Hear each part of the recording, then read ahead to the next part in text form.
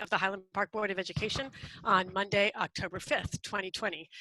The New Jersey Open Public Meetings Act was enacted to ensure the right of the public to have advance notice of and to attend the meetings of excuse me, the public bodies at which any business affecting their interest is discussed or acted upon.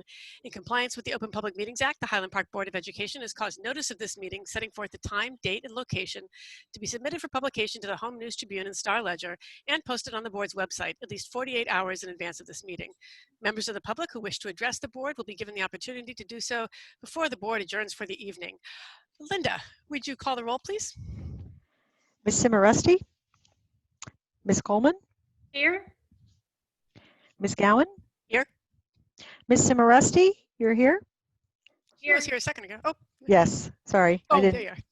I'm not looking up, I'm looking down, and I'm not looking at who's here. That's okay. Mr. Krieger? Here. Mr. Magaziner? Here. Ms. McFadden DiNicola? Unmute yourself. She's here. She's here, I see her. Ms. Prus? I'm here. Mr. Waslevich? Here. Mr. Woodward? Here. Wonderful. Linda, would you and Scott please lead us through the Pledge of Allegiance? I pledge allegiance to the flag of the United States of America and to the republic for which it stands, one nation, under God, indivisible, with liberty and justice for all. Thank you so much. A couple of housekeeping things before we move on to communications. About the agenda. We're going to hold 3 public comment periods tonight. The first is on the agenda is number 8, so it's right after Dr. Taylor's report, earlier than usual. The next 2 will be in the usual locations, one immediately after the committee reports and discussion of proposed resolutions at number 10, and the final one just before adjournment. That one I mistakenly omitted from the agenda, so my apologies about that. Mark Krieger, you were correct. We could not simply omit it. The second point is the topic for our new business, that's item number 13, did not make it on the agenda inadvertently. We will discuss whether to continue with our new practice of having public comment at number 8, right after the superintendent's report, or whether we want to go back to our usual way of waiting until after we have our committee reports. All right. Linda, were there communications beyond those shown in number 5? Not to my knowledge. Okay. Do we have our student representatives? Let me see. Got Mariana? Yes, Mariana's here. Hello. Oh, hi. How are you? Good. How are you? Good, thanks. What do you got for us? Okay. So for the high school, there's a lot about our clubs and the sports. So for example, for sports, football had a game today. They actually, sadly, they lost 24-14. I'm not aware of what high school they went against, but that was the result of the game. Boys soccer played last Friday against South River. They lost, but today they had another game against St. Thomas and they won 5-1. So that was really good. Then the cross-country team will have their first meet tomorrow against Spotswood. The girls basketball team, for now, they just have an interesting meeting in on Thursday. And the girls soccer had a scrimmage last week against Perth Amboy, and they won 4-0, and they will have a game pretty soon.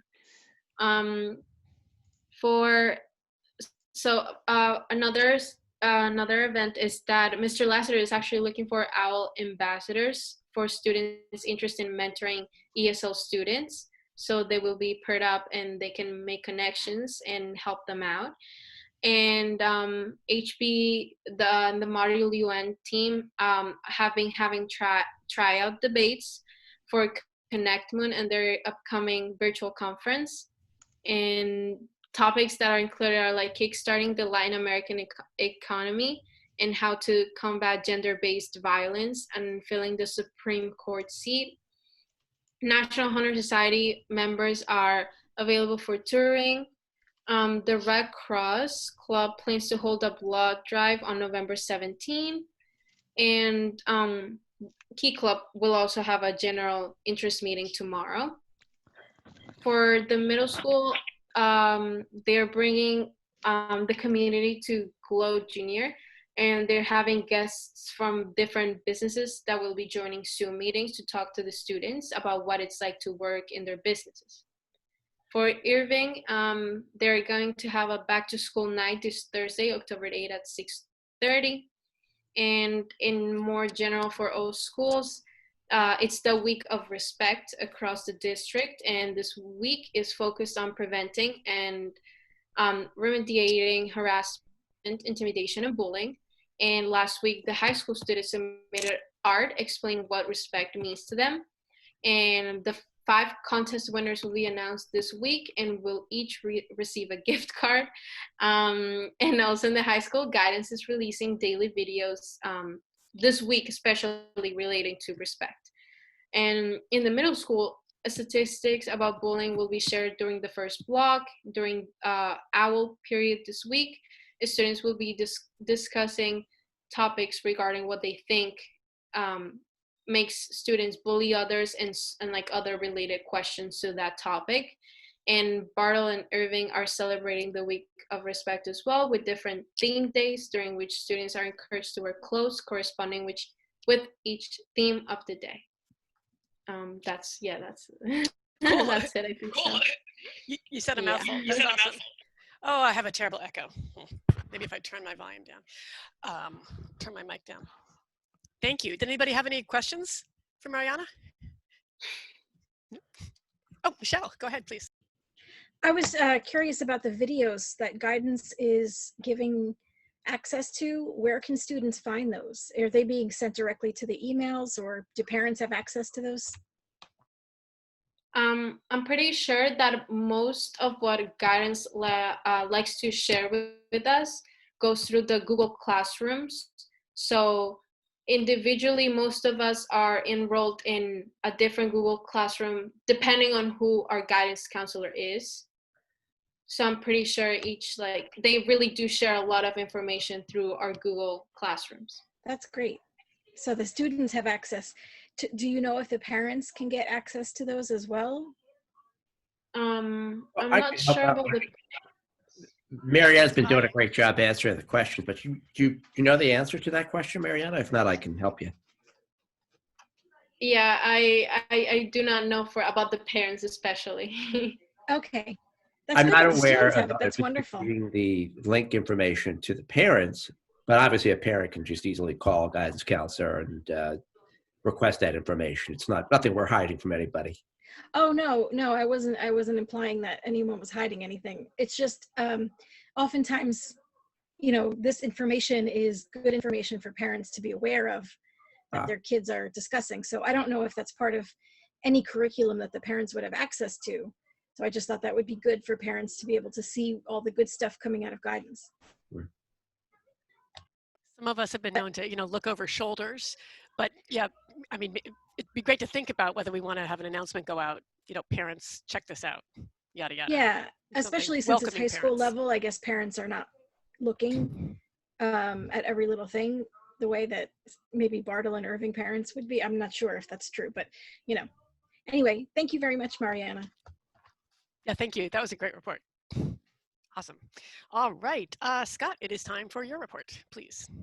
So yeah, I'd like to provide the board and the community the latest information I can share about the reopening of the school year and what I am still banking on to be a return to in-person instruction in the near future. As everyone knows at this point, today was the day we were supposed to bring our pre-K to 3 and some of our special education groups back in person, but because we had a rate of at least 21 infections over a 7-day span, I had to delay the reopening.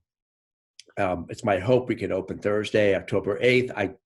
I'm thinking that is doubtful based on the very latest data I got today, and I'll be sure to follow up with Irving and Bartle parents and guardians tomorrow.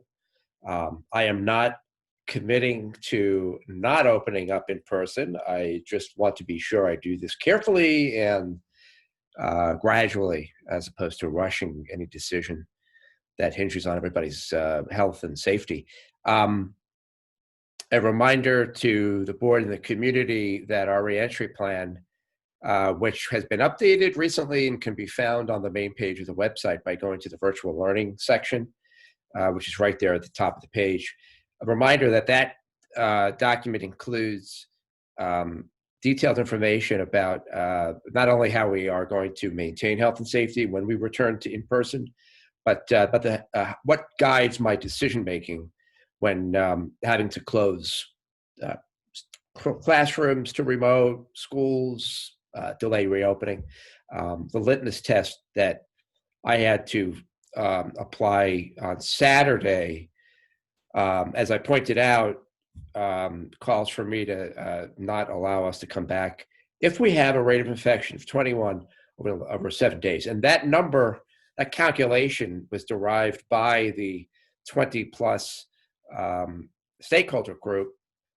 We felt that we should be looking at April, which was the relative peak of the pandemic, at least in our region, as a standard by which to judge whether or not we might be experiencing another rise, which is leading to the peak. So the 21 count over 7 days is equal to half of what would be the same rate back in April. So it's essentially a trajectory towards the peak, but we are being safely conservative by saying, well, you know what, we don't want to wait till we get to the peak. We want to wait. We want to cap our decision at half of the peak. That could change. I am going to show you some data. This is a chart that I get every day from the police chief. The town police chief is the one who gets up to the minute data from the county health department, but Chief Abrams also gets charts and historical information. He also has provided some other details that I know the borough has shared via its Facebook posting. But the reason why I'm showing you this chart is because you'll note that, but by the way, what you're looking at, and I'll tell you what you should note, is a timeline from the beginning of the peak. I'm sorry, the beginning of the pandemic, February, which was really when they started tracking this data, up until this point on the very right. You can see that the frequency of infections, which is illustrated by the rise in the line, is clustering as it did back in April. I'm circling, if you can see, the April data. So the April data, which you can see went up and down a little bit, but generally remained at a certain level, is now mimicking itself as we head into the second week of October. So while I'm trying to be hopeful, I also need to be realistic about what I think lies ahead. The information that informed my most recent decision is before you. I should note that today we're reporting 2 cases for today. Unfortunately, the data doesn't come until midday later. The real data, I know that people are looking at the website and can find data there, but what I consider the real data, the more accurate data, is what I'm getting from the chief, because he may get updated information through the course of the day and then into the evening. But like I said, I'll put an announcement out tomorrow by Honeywell. I'm not going to do another video, by Honeywell to the Irving and Bartle community about status for coming back. And if it's not this Thursday, it will be slated pending the information I keep getting for sometime soon after. On the flip side, good note, attendance is still high for remote learning. I'm really impressed. This is last week's data, by the way. I'm really impressed with the middle school attendance rate. I'm also seeing a nice leveling of attendance data by demographic. I've been breaking down weekly the data by race, ethnicity, socioeconomic status, special education, to see if I if I see any trends. And so far, I'm not seeing any major trends that are disconcerting. Now, what we are doing, now that we're almost a month in, well, we are now a month in, this is the 5th, we open up the 5th, is trying to moderate a bit, swing the pendulum to the middle. I think most of us would agree that we came out in September out of the gate full on. And while we did a 180 from spring, in some cases we may have swung that pendulum a little too far in one direction. And what we're learning is our kids need breaks, and we've instituted formal breaks in the course of the day. I'm not suggesting we couldn't do more. We might need to do more. We'll keep assessing the patience levels of our kids. I was in a bunch of classrooms this morning. I even ventured into a pre-K room, which I hadn't done before. And I've lived the experience of a 4-year-old on Zoom and a teacher who's trying to lead those 4-year-olds. And I can tell you firsthand, yeah, our kids need breaks, and there's no way, especially our little kids, can make it through a whole 4-hour day on Zoom. So we're being ever mindful of the need to build on what we've already instituted for breaks.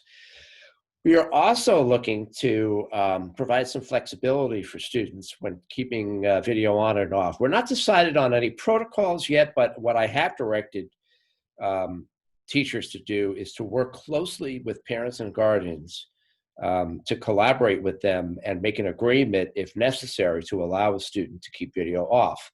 I did send an article, an Edutopia article, out to all our faculty and support staff, and a couple of people got back to me and presented the pros and cons of mandating that people either keep their video on or video off. Obviously, one of the cons to turning video off is lack of engagement. I'm a graduate adjunct professor, and I had a personal experience that I think reflects what some of our teachers are concerned about when kids keep their video off.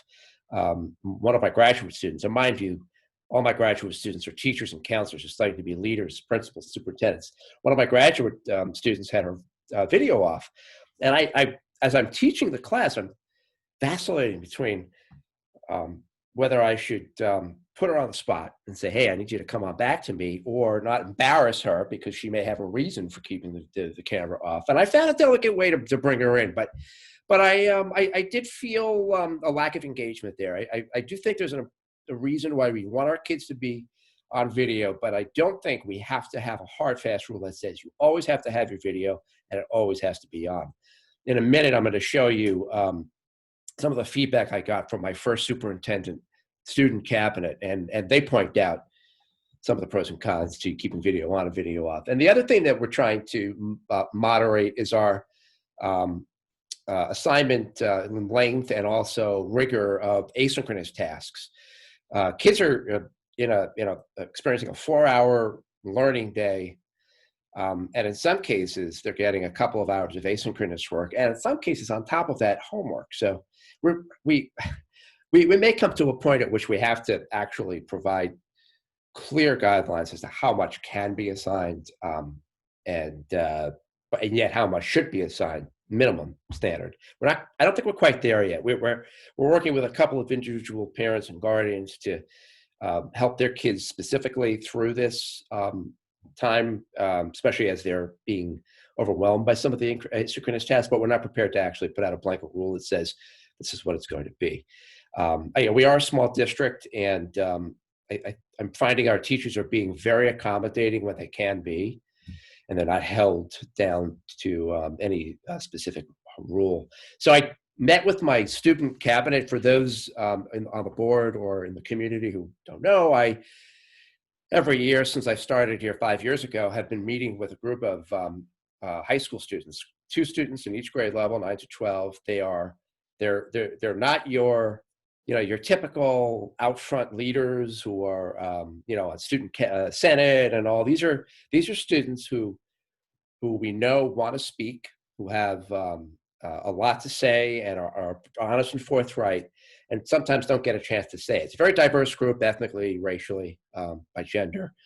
And I meet with them once a month, and I met with them a couple of days ago, and they came back with some good feedback when I asked them how things are going. They said they acknowledge the asynchronous work is a bit much, but right now they don't feel it's overwhelming. I had 6 students present, not all 8 were there. And they do point out that some teachers are actually providing whole class time to stop video. This is high school now, particularly when the teachers have finished a direct instruction portion of a lesson, a 15-minute lecture, 20-minute lecture, and then they want the kids to do some independent work. They might let them go ahead, take a break, shut their video off, shut their mic off, and then they come back. They regroup them. And as you can see, they do admit that some kids walk away from the camera, just leave their camera hanging. I'm sure that's not too many kids, but there may be some out there. They are proposing, and this is something I'm going to discuss with the leadership team on the 13th when we meet again, a week from tomorrow, allowing them to upload virtual backgrounds. I'm sure there's some students who don't want their room to be videoed. So what we're looking to do is potentially create, and I understand West Windsor Plainsboro did this, create 2 or 3 stock graphics, maybe an owl, maybe a dolphin, dragon, and allow the kids to choose from one of their graphics and upload them. It's supposed to be able to provide their own graphics. And finally, when I asked this group if they are itching to come back, they were split. And they all are concerned. These are high school kids. They're astute. They know what's going on. They're reading the news, and they are concerned. I mean, so while they have a want to come back, they're also anxious, concerned about their health. Coming back to some good news, fall athletics began. Today was a home opener, as you know, and so far, knock on wood, we have not had any reported infections. I know it's early. We'll be monitoring the situation very closely, but we're following some very strict health protocols. What we are doing is making sure that when we have spectators, we have additional personnel supervising to redirect people politely if they're not spacing apart as they should. Bleachers have been marked. We've got nice stickers. If you check out the bleachers on your next rounds through the track and field, you'll see stickers. We are also limiting spectators to 4 per family or 4 per student. And students or players have to sign up their visitors so that we can assure that there's some management of the crowd. We're asking people when they come to the desk before they actually go into the bleacher area that they show some kind of ID. Doesn't have to be picture ID. It could be a credit card. It could be a student ID if it's a sibling, but something that at least connects the name with the person. Also, good news. The federal government has now approved subsidies to districts to provide meals to all students on weekends now as well as weekdays. That's a big deal. So we will be offering meals 7 days a week. I also want to remind everybody that we have 6 teachers on call. I've been visiting them regularly. They get a parent here and there, guardian here and there, but I strongly encourage our Irving and Bartle parents and guardians, regardless of whether they end up having their students come in person or remote, to take advantage of these individuals who are there according to a schedule, which you can find on the front page of the district website in the virtual learning area. It's also on our Facebook page. We would email it to you. You can look at the date, the time that works best for you, and then click the link and boom, pop right into the teacher Zoom room. So that's what I have for you now. I'm sure there are questions, some comments, concerns. I'll take notes, do the best I can to answer you now, and if I can't, I'll get back to you. Michelle. So one thing that I don't know if you're aware of, and I know this because I have a Chromebook that I'm working off of right now, it's not possible on this format in a Chromebook to download a background for Zoom. To bring up, you mean, or to? There's no capability for a graphic background on a Chromebook. So I tried so hard. It's just not part of the format capability. There might be, which is unfortunate, but I do think that, being creative about backgrounds. It could be as simple as a piece of fabric or a poster to put behind a student. So if there's any kind of private space that could, Sure. you know, supply some privacy, that's as good as it's going to get, unfortunately, on a Chromebook. And then I wanted to ask about, like, if you have any type of information on how tests are being administered, because we talked about, you know, screens being on and off, and you know, in the traditional classroom, you're sitting next to someone and you can clearly see if someone's looking at your paper or paying attention. So Yeah. during a test, I'm wondering how that procedure goes. Are you required to be on camera for the duration of the test? That's a great question. or- So first of all, I'll answer I'll go back to the Chromebook issue, and then I'll answer that second question. There may be an extension that we can have people install. We would provide them instructions, explicit instructions how to do that on Chrome that would allow virtual background upload. So I'll look into that. Regarding the tests, I can't tell you how teachers are handling tests. I'm sure it's different in different classes. I can tell you that at our last leadership team meeting, the question came up that you just presumably raised, you know, that, hey, how are we handling cheating, you know, or not integrity showing up. of assessment? Right.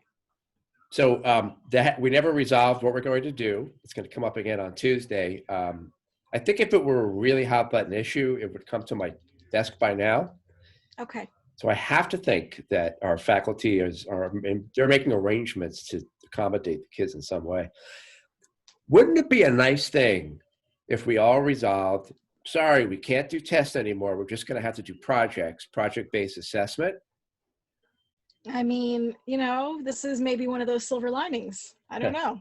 My preaching. But I mean, I bring it up because I know that at the college level, this is an issue. And if you are caught, you know, shutting your video off temporarily, you are docked points in some places. So it's just something to think about. And I didn't know if you had a solution. So, you know, prayers for the staff coming up with solutions. This is going to be a doozy. Good luck. Marilyn, do you have a question? Yeah, question, but also comment on that. On the college level, they're using something called lockdown browsers for those really serious, you know, for college level tests, where students have to actually upload it, and it monitors their every movement. I'm not suggesting it or recommending it, but it is what's going on out there. Is it a product? Yeah. What's it called again? I think it's called Lockdown Browser. I can send you the link. And we Would you please, just so I have something in my pocket. Yeah, it is something. Thank you. This question on sports, are the athletics videotape because you have to limit participation? I'm wondering if you can watch them offline, you know, at home rather. You know what? I don't know, but I'll text the athletic coordinator now, and I'm sure he'll get back to me before the ends of the board meeting. We can find out. Just curious. Not a bad idea, by the way. Yeah, what to add to participation. Yeah, it'd be fantastic if we could do it. Or if a Yeah. parent could do it, and we could make arrangements for the video to be uploaded. Well, we want to stream it, I guess. Yeah. Anything else? Anybody? Well, if not, that concludes my report. Okay, it is now time for our first public comment period. The Highland Park Board of Education welcomes public participation and has reserved this time for your comments. Board policies 164 and 167 establish and regulate the right of the public to participate in public meetings. So I'm going to ask you to try to raise your virtual hand, your little blue hand, and when you're recognized, please state your name and your address, or if you're a student, just tell us that you're a student. And if your blue hand isn't working or I'm not seeing you, just put on your video and wave your hands around.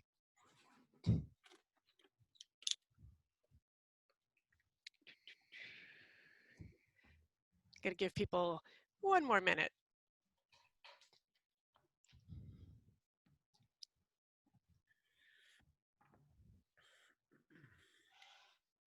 All right, we'll move on to our committee report. Oh, All of a sudden. did somebody? Yeah. Oh, I'm sorry, I didn't see. I'll recognize Mr. Is it Herneter first because I saw you first. Please unmute yourself and show video if you'd like, or don't if you don't like. Here we go. Let me get that.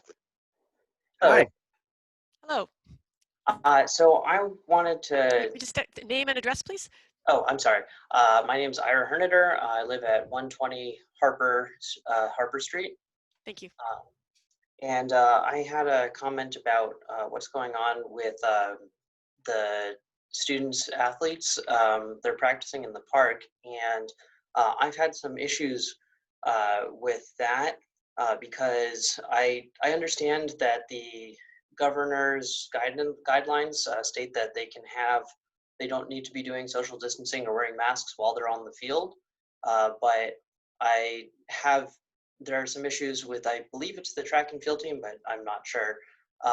They're doing practice running around the park, and they're not doing social distancing, but they're not on a field. And while I'm trying to run around the park, I get either run off the track because they're not interested in respecting distance from me, or sometimes they come up from behind and then they'll just run around me with no warning. And so I would like to ask that the coaches keep a tighter leash and enforce while they're. I don't think they should be doing any of those things, even being all together at that point. That's not my call, but at least they should be, when on a public walkway, they should be staying more distant from people.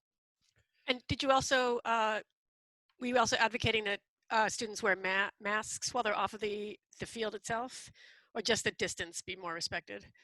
So, I mean, it would be, if they're keeping social distance, and then the masks are not nearly as necessary outside, but it's really that if they're gonna come in real close to me with no warning, then they should be wearing masks. I can look into that, Anne.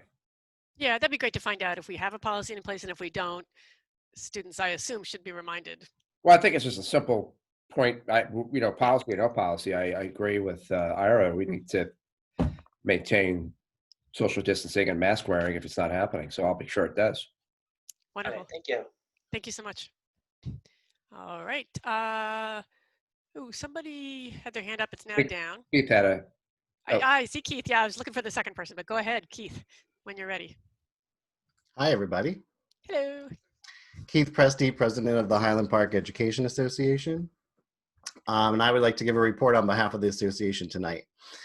As the association continues to work with and gain feedback from our members to ensure a safe working environment for our students and staff, we have several acknowledgements in our report. We are exceedingly proud of our dedicated teaching staff and ESPs for their willingness to support students in this and every environment. Our members' flexibility and willingness to master various methods of communication, technology, and new learning tools while remaining attentive to students' social, emotional, and practical needs is extraordinary. While we are not surprised at our members' tenacity, we are grateful for it and exceedingly proud of their efforts and professionalism. We thank all of the custodians and maintenance staff in the district for working extra hard during this time to ensure that we have clean facilities. As one member put it, my room was the cleanest it has ever been in 18 years.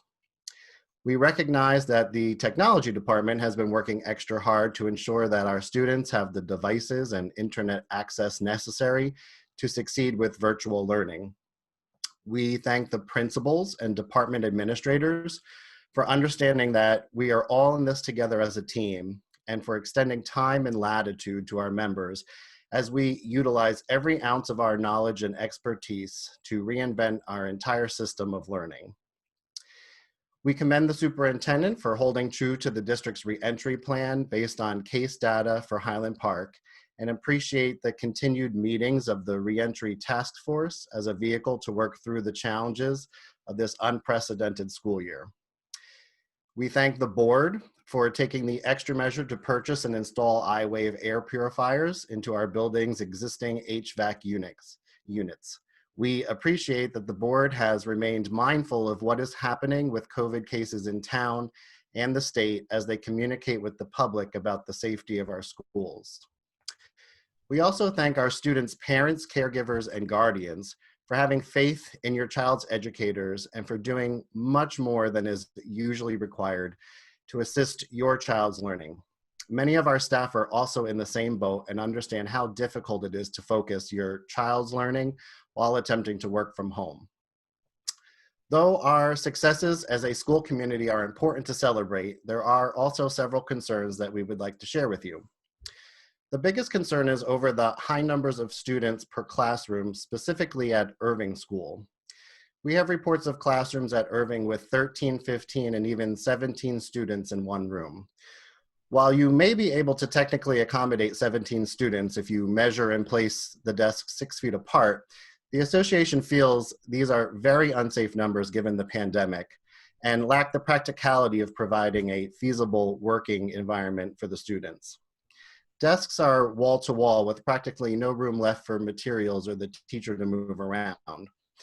The ability of a teacher to closely monitor all student learning and activity is particularly important at the lower grade levels. Students in the back and sides of the classroom will be unable to see the required teacher technology or modeling, especially in classrooms without smartboards. It was unsettling to find that the Irving class sizes were equal for both remote and in person.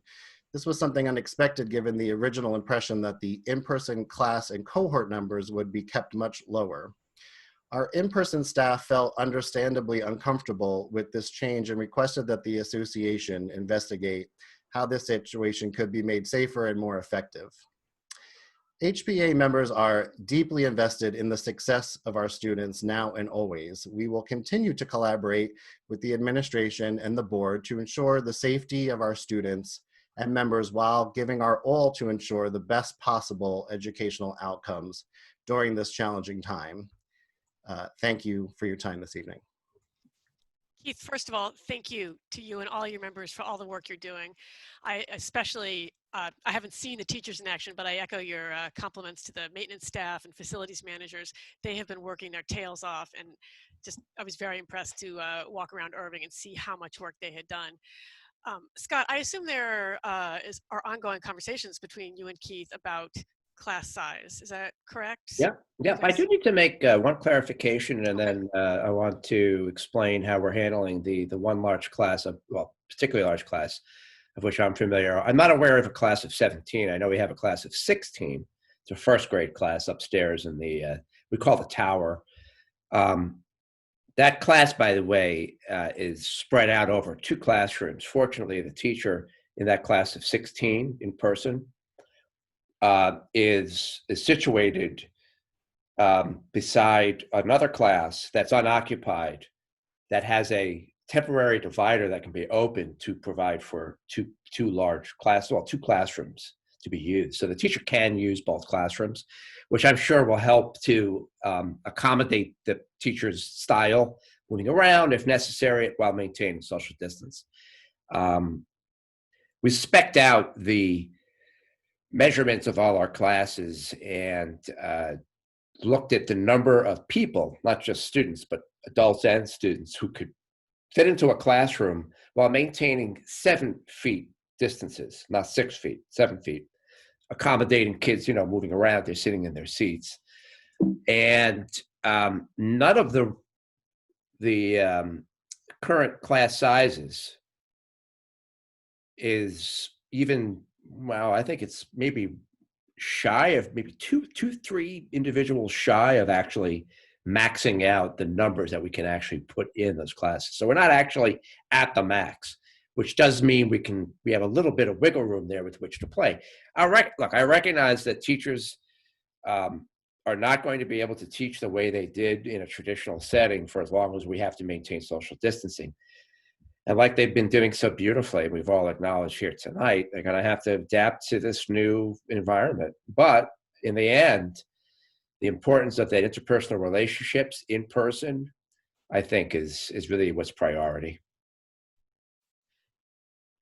Scott, I appreciate that. I realize this is but a small part of Keith's concern, but he mentioned smart boards, potentially making it easier in some classrooms for students to see if they're. Look, we're trying to funding. Are we trying to? Go ahead. We're trying to honor some requests we've received. It's going to take a few extra days to.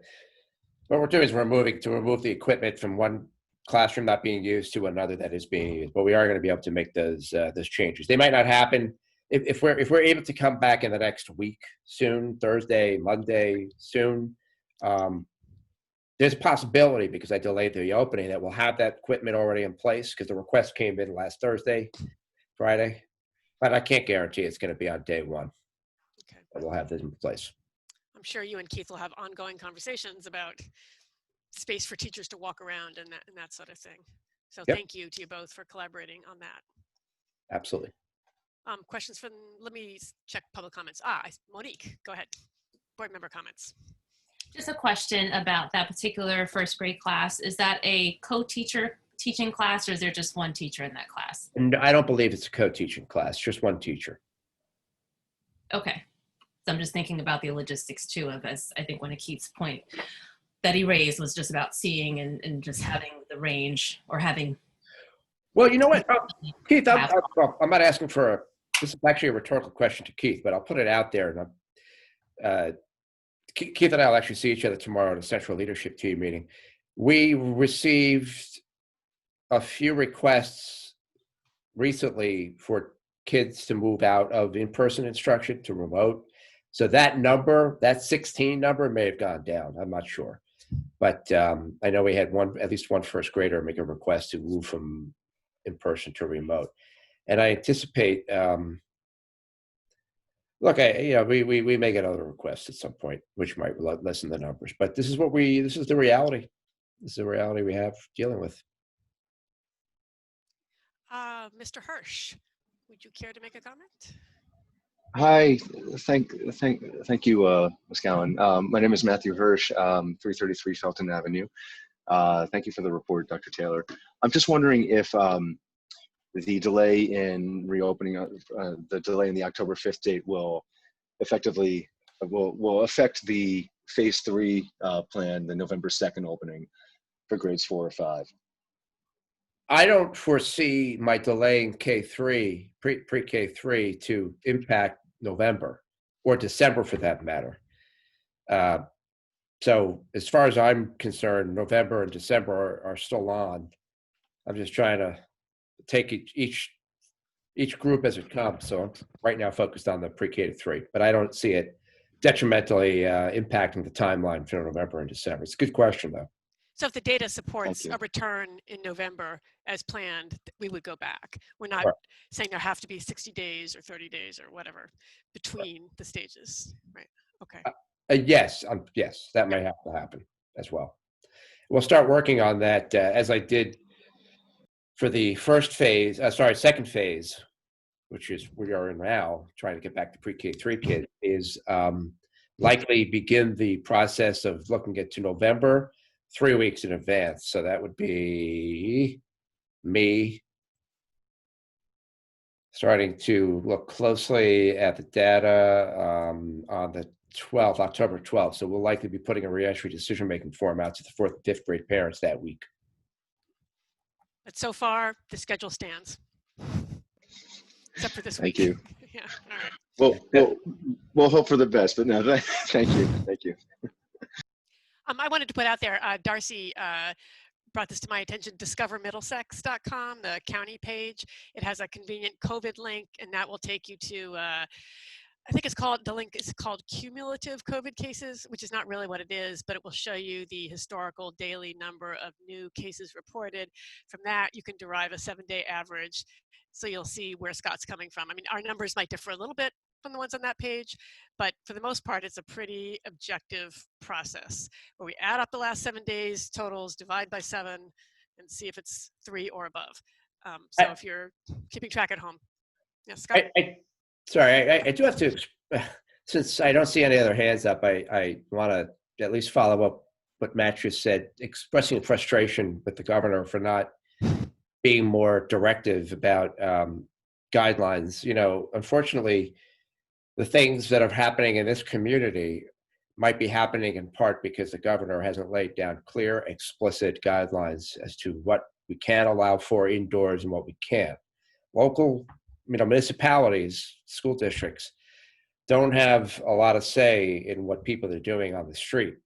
outside of the, at least in my case, the school district community. So I really do hope the governor steps in if the second wave comes along.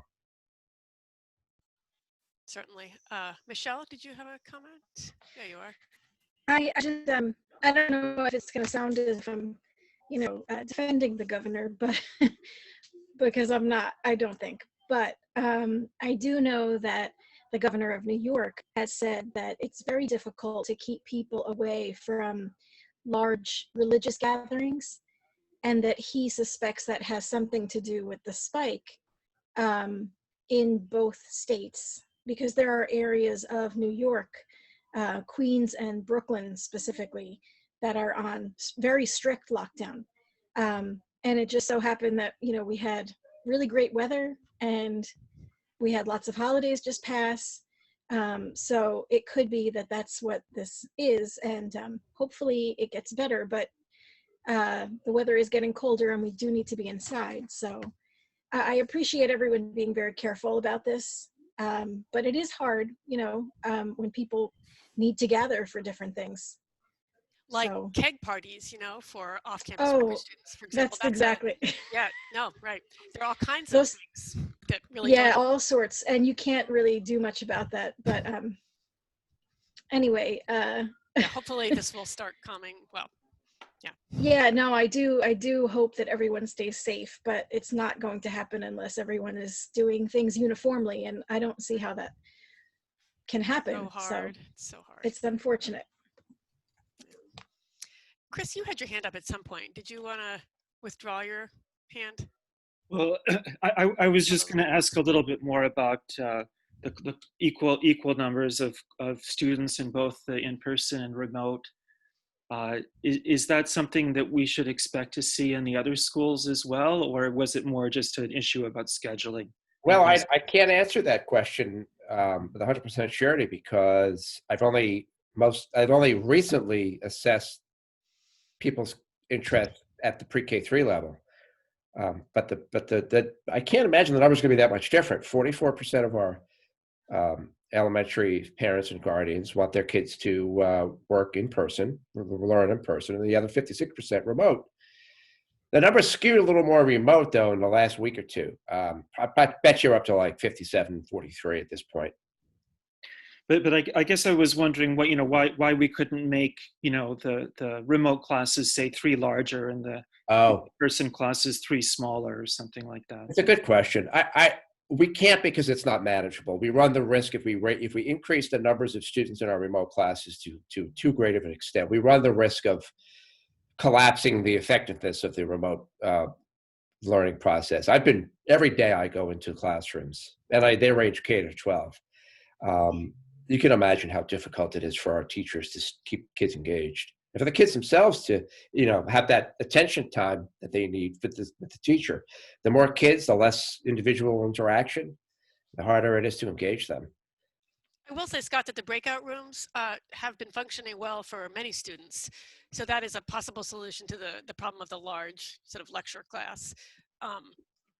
They help. I see, Chris, you're saying we could maybe make the in-person classes smaller to some extent, maybe adding some teachers to the in-person.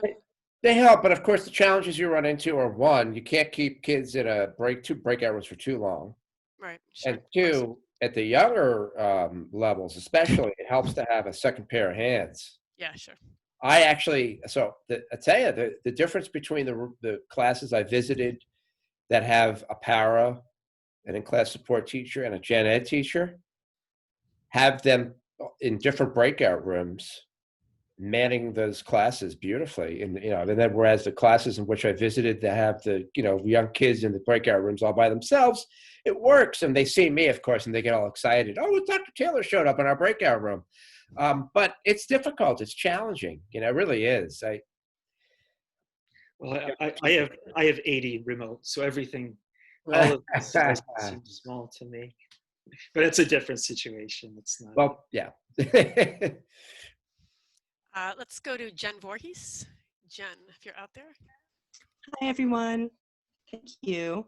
My name is Jen Voorhees. I'm at 300 Donaldson Street.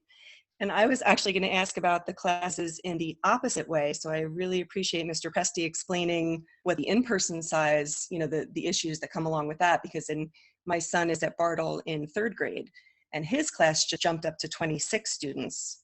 And the in-person class is around 17 students. And 26, it's a large number of students. And we also lost the paraprofessional because she moved with her student to the classroom. So that seems to be happening across 3rd grade, where the average remote only size is much, much larger, which it seems like that may be what HPEA is looking to do. But without a para, that I think it'll become much more difficult. And so my main concern was what happens, like Dr. Taylor mentioned earlier, if more students decide to do remote only. Is there a cap? At what point will they say this is too large for remote only, especially in the cases where there's only one teacher? You've put your thumb right on the problem Yeah. It's actually something that I discussed at length today with leaders, members of the board, just to keep them in the loop about my thinking. We're very, very mindful of it. I can't tell you at what point, but I can tell you I certainly acknowledge that 27 is a lot of kids. I don't care whether they're Zooming or not, a lot of kids.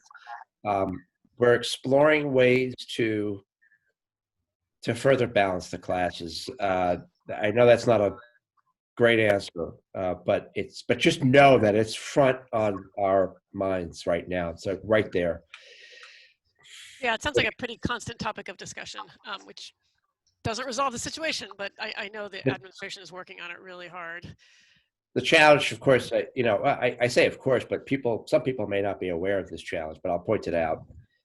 At Bartle, for instance, in 3rd grade, we only have 5 teachers in the grade, and so we have to provide enough teachers to keep our numbers in person down while not expanding the numbers greatly in remote. So if you do the math, which is, by the way, why we had to go to a hybrid schedule, which I know is disappointing to some. I had just enough numbers of kids coming in person that I had to, with only 2 teachers available to teach in person, break them out into the hybrid fashion. But unfortunately, I can't take another teacher out of in-person and add a 4th section of remote, which would be ideal if I can bring the numbers down that way, but I can't, or then I run the risk of not being able to run in person. And look, my principal here at Bartle, Jen Knapp, has been fighting tooth and nail to find substitutes, long-term substitutes. My peers, we're not finding them. We are not finding them. There's Substitutes. Do you mean substitutes for like an in-class support? long-term substitutes in case we wanted to open up additional sections. Oh, for another section. I see. Yep. Oh, that's There too bad. also seems to be no short-term substitutes either, because one day one of the 3rd grade teachers was out and all of the kids ended up in other classes. So again, when you're already at 26 students, I'm not sure how feasible that is ongoing. I mean, will there be one point where it will just be decided we can't do hybrid anymore because the numbers don't work? It doesn't add up? I doubt that'll happen unless I see it. Look, I can project if there is a trend that leans towards April. And I mentioned I'm seeing some of that now, but if I get 2-3 weeks consistent, poor data, that might be what I have to do. Just say, hey, it does not make sense for the kids coming in person either to keep telling them we're going to come in. Now I'm sending you home. We're coming in. We're coming home. At some point, I may have to lay down the law and say we're going to wait until March, which I would hate to do. And I don't want anybody to leave this meeting thinking that's what's happening. Taylor just said we're not going to open up till March. But that's the worst case scenario. But Jen, I think you raise a good point, not only because of your own kid's situation, your own child's situation, but and the class situation, but for the emotional stability's sake of the kids in person. So yes, I mean, I'm sorry, and the answer is yes. There might be a point at which I have to say, I'm sorry, this isn't going to work right now. We're in a second wave. We're hitting into winter. All projections are it's not going to get better. We're going to have to continue remote. And the other problem is if suddenly, 80% of our 3rd grade parents decide they want to stay remote, that obviously causes a big problem because we need more remote teachers. So at some point, we might just not have enough teachers to do an in-person. Well, I tell you what, though. That's not the case now, though, and hoping it will never be. if I got a barrage of requests to go remote, that would mean my in-class kids now are shifting over. I might only need one teacher in person if I can even run in person.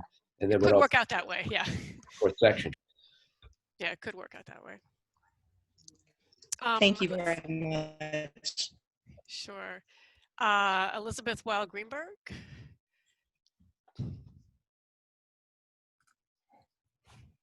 Come on down. She just went off the Did she grid. disappear? Oh, hi. No, I'm Liz, here. I there just you are. didn't unmute. Sorry, I'm having technical difficulties. So,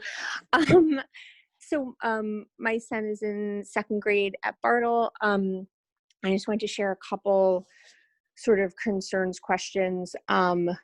One is that he is staying all remote because Bartle can only open in person 2 days a week, and that doesn't work for us because I work full time.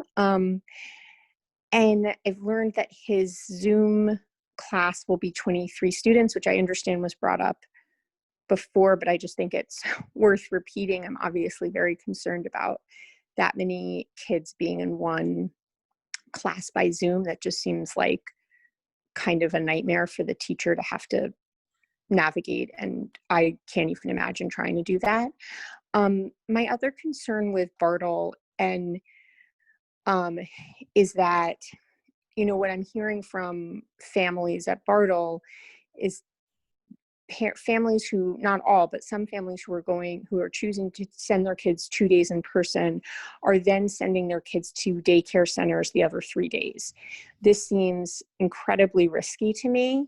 And it seems like the hybrid option is actually like the riskiest option that we could take for Bartle, it seems. And, I know I've made this point before, but that's also why representation and direct experience with this is so essential, because, that's what's happening is people are going to be sending their kids to Bartle for 2 days and sending them to a daycare center the other 3 days. And I think it's very, very concerning to me. The last thing, and this is a question, and I apologize, I was getting my son to bed, so I may have missed if this was already discussed, but the last thing I just don't quite understand why community spread is the measure for opening or closing the schools. Again, I apologize if that was already covered and I missed it. It just seems like my understanding is these cases are not related to the public school community. So I don't really understand why we have that metric for closure if there's this, outbreak in town, but if it's unrelated to who attends the schools. Right, if it's all Rutgers kids having parties, Want me to answer that question? I don't have an answer for it. I mean, well, I can give you my personal perception, but I can't really answer it back for the board. I mean, it seems to me it's a choice between two horrible things, right? We go all virtual to avoid the hybrid problem, or we go hybrid and we have another an infection problem. I mean, ideally, we go in person 5 days a week. We have neither of those problems except for the people that need care between 1 and 5 o'clock. We are looking to increase the amount of time that we can provide the kids or hybrid when they're home to interact with their teacher by having a paraprofessional in the room work with the in-person kids, supervise the in-person kids while the teacher in the room steps aside and zooms in with her hybrid kids who are home. So we are going to try to elevate the level of engagement to some extent. Regarding the valid question Buffy asked about why we looked at local data as a stakeholder group, I remember very clearly why we felt we should not look at state or regional data, but rather local data. One main reason was because of the physical size of the community. It's a 1.8 square mile large community with a handful of businesses that are frequented by all people, regardless of their religious, ethnic, racial walk of life. Rutgers status. What's that? Rutgers status. all those things. Yep. Stop and shop, right? I mean, so the concern we had is that regardless of where an outbreak might occur in this small community, there is a likelihood, there's a good chance that we would be interacting with these individuals if they were asymptomatic, symptomatic, didn't care to quarantine, regardless of what the situation could be, that we would interact with these individuals on a greater frequency than if we were in a large community like Piscataway or South Brunswick. I mean, you might agree It with feels that. intuitively like, okay, somebody has a big birthday party in their house, for example, and it was people that don't go to the schools. They're all homeschooled. It does feel frustrating that we can't open our schools. But Right, the well, and size of the also- community is the basis for that. And the baseline that we use to determine this calculation is or the standard that we used is the data that reflected the height of the peak, not just in Highland Park, but at least throughout the state. So the numbers we're seeing now, I think are representative of what half the pandemic's data looked like back in April across the region, not just in the town. And Chris had his hand up, and I'm guessing he has a response to this, even though I see Jennifer is up there too. It's up to you. Can I just follow up with something? Just in terms of the exposure concern of moving from daycare to Bartle, we're still probably looking into ways that we could provide school-based virtual learning supervision. We don't have to get into that now, but I mean, that would obviously be a way to reduce the number of exposures that It would be, have. but I can't say that we would have much luck going that route. I put a lot of time and energy into trying to start something that ended up going nowhere because we couldn't find the proper staffing. Right. And because the state government encouraged people to access funds to go to daycare centers, we not only can't control that motivating factor, that carrot, but that's where I would leave it. I mean, we can't really control what other people are going to do if they want to tap that money, which granted it doesn't pay for the entire cost of daycare. I believe it's something like 50 to 60% of what tuition is, but it's still significant for people. And most people have to do something, whether they, can afford it or not, whether that means like putting kids with a relative, or whatever, little kids. But yeah, my understanding of the process, and I don't want to speak for Scott, is that it would have been great to have school-based virtual learning instruction to reduce the frequency with which students are in daycare centers. But staffing has been a huge issue, as has finding substitutes. It's been really, really difficult. Chris, do you want to follow up on? Well, I mean, I was just going to mention that, if you look at what the European CDC said, they were much agreed with that comment that kids are going to be getting daycare somewhere. And if you don't have school on the off days, they're still going to be getting exposure to each other and to their caregiver. And for that reason, the Europeans really encouraged the schools to open every day. But then they had a different social distancing requirement. They said, you only need to stay, have the desks 1 meter apart, which is about 3 feet rather than 6 feet. I mean, if the state comes in and says you have to keep the desks 6 feet apart, then that really limits what we can do. Right, even though that might be, from some things that I've read, that might be too great a distance for very young children who seem not to spread at the same rate. Although I know there's been recent studies that people have shared with us that might bear on that. Did you have anything else, Buffy, to follow up on that? I know we'll be talking about these issues. No, I mean, I would just to clarify, the money coming from the state is not a factor. I mean, as far as I know, in anyone's calculation, everyone I know would rather be able to use the school for, for Zoom. I can't remember the name, but whatever people are calling it, where like someone's watching your kid while you're at work. Everyone would rather be able to use the school, even if that meant, paying for after school or whatever. The money from the state is just not a factor. I don't even think most people know that it's available. It's just a matter of necessity of the school's open 2 days, so I got to find another place for my kid for the other 3. Right. So yeah. Right, even if it's not paid daycare, even if it's family care or whatever, or someone in the neighborhood, there's another exposure happening. Yes, absolutely. Okay, well, we will, of course, continue to talk about that Yeah, very come- frustrating issue. Anybody Jennifer. else? Oh, I'm sorry. I did not see her yet. Go ahead, Jennifer. Is that Jennifer Voorhees that we're talking Hi. about? Oh, Jennifer's Jen, iPad. I see. oh, sorry. I'm No, it's sorry. fine. That's Jen Altman. Got it. I'm trying to do work on my computer as I attend. So yes, I had a. Go ahead and give your address if you don't mind. Oh, I'm sorry. 31 Walter Avenue. Okay. Yeah. So we've had some struggles. There's probably in my household. So some of these things we're trying to work on. It's definitely on our own, and they may be only ours. But I always like to bring them up to see if it's something that's other families are facing, other students are facing. Just to kind of put it out there from the parent perspective. I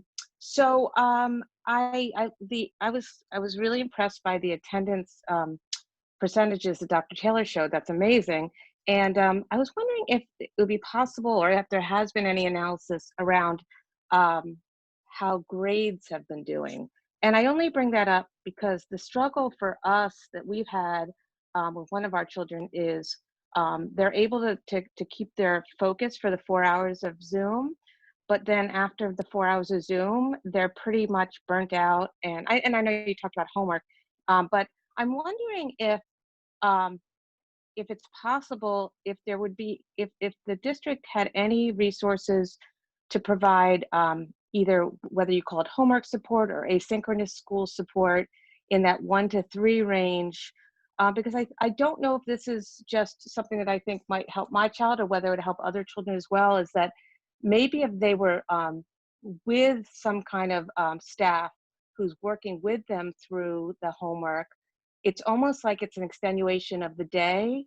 Not saying that you have to extend the school day, but just that for kids that are sort of struggling to be able to do that asynchronous work after the 4 hours of being on the Zoom, if there was just a possibility of some kind of, like, the way you have homework supports, like the middle school used to have homework supports. Obviously we can't do that in person now, but something where they were literally going to a asynchronous afternoon homework support something. So anyway, I just wanted to put that out there. I don't know if that's even possible in terms of staffing, but I'm just thinking about what might work for my child, and something about her being on her own. And we're certainly obviously looking for other supports, but if it was part of the school system, that might just be more helpful. Anyway, just want to throw that out there. So it's just a comment. Can we keep that under consideration, Scott? I'm sure it is hard for a Yeah. lot of kids after 4 hours on the computer to then sit down and, responsibly do their homework. I mean, is that a question, Ab? yeah, I'm just asking, can we keep that under consideration and, sort of keep our eyes out for staff that might be available at some point? Well, actually, I was going to point out what I said earlier, that we have a program that we extended through the summer into the fall. We call our middle and high school academic support program. And we do have teachers who can help some of our kids who we have concerns about in particular. I haven't broadcast or advertised this because I'm not prepared to make it a widespread initiative.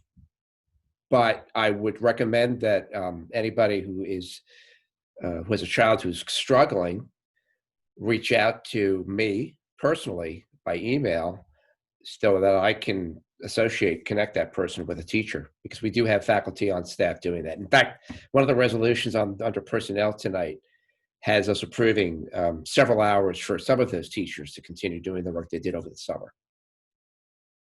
Great. Okay. Thank you. You have some more hands up. Yeah, I see. Okay, I'll go.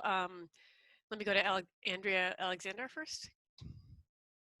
Hi, I'm Andrea Alexander, 116 North 3rd Avenue.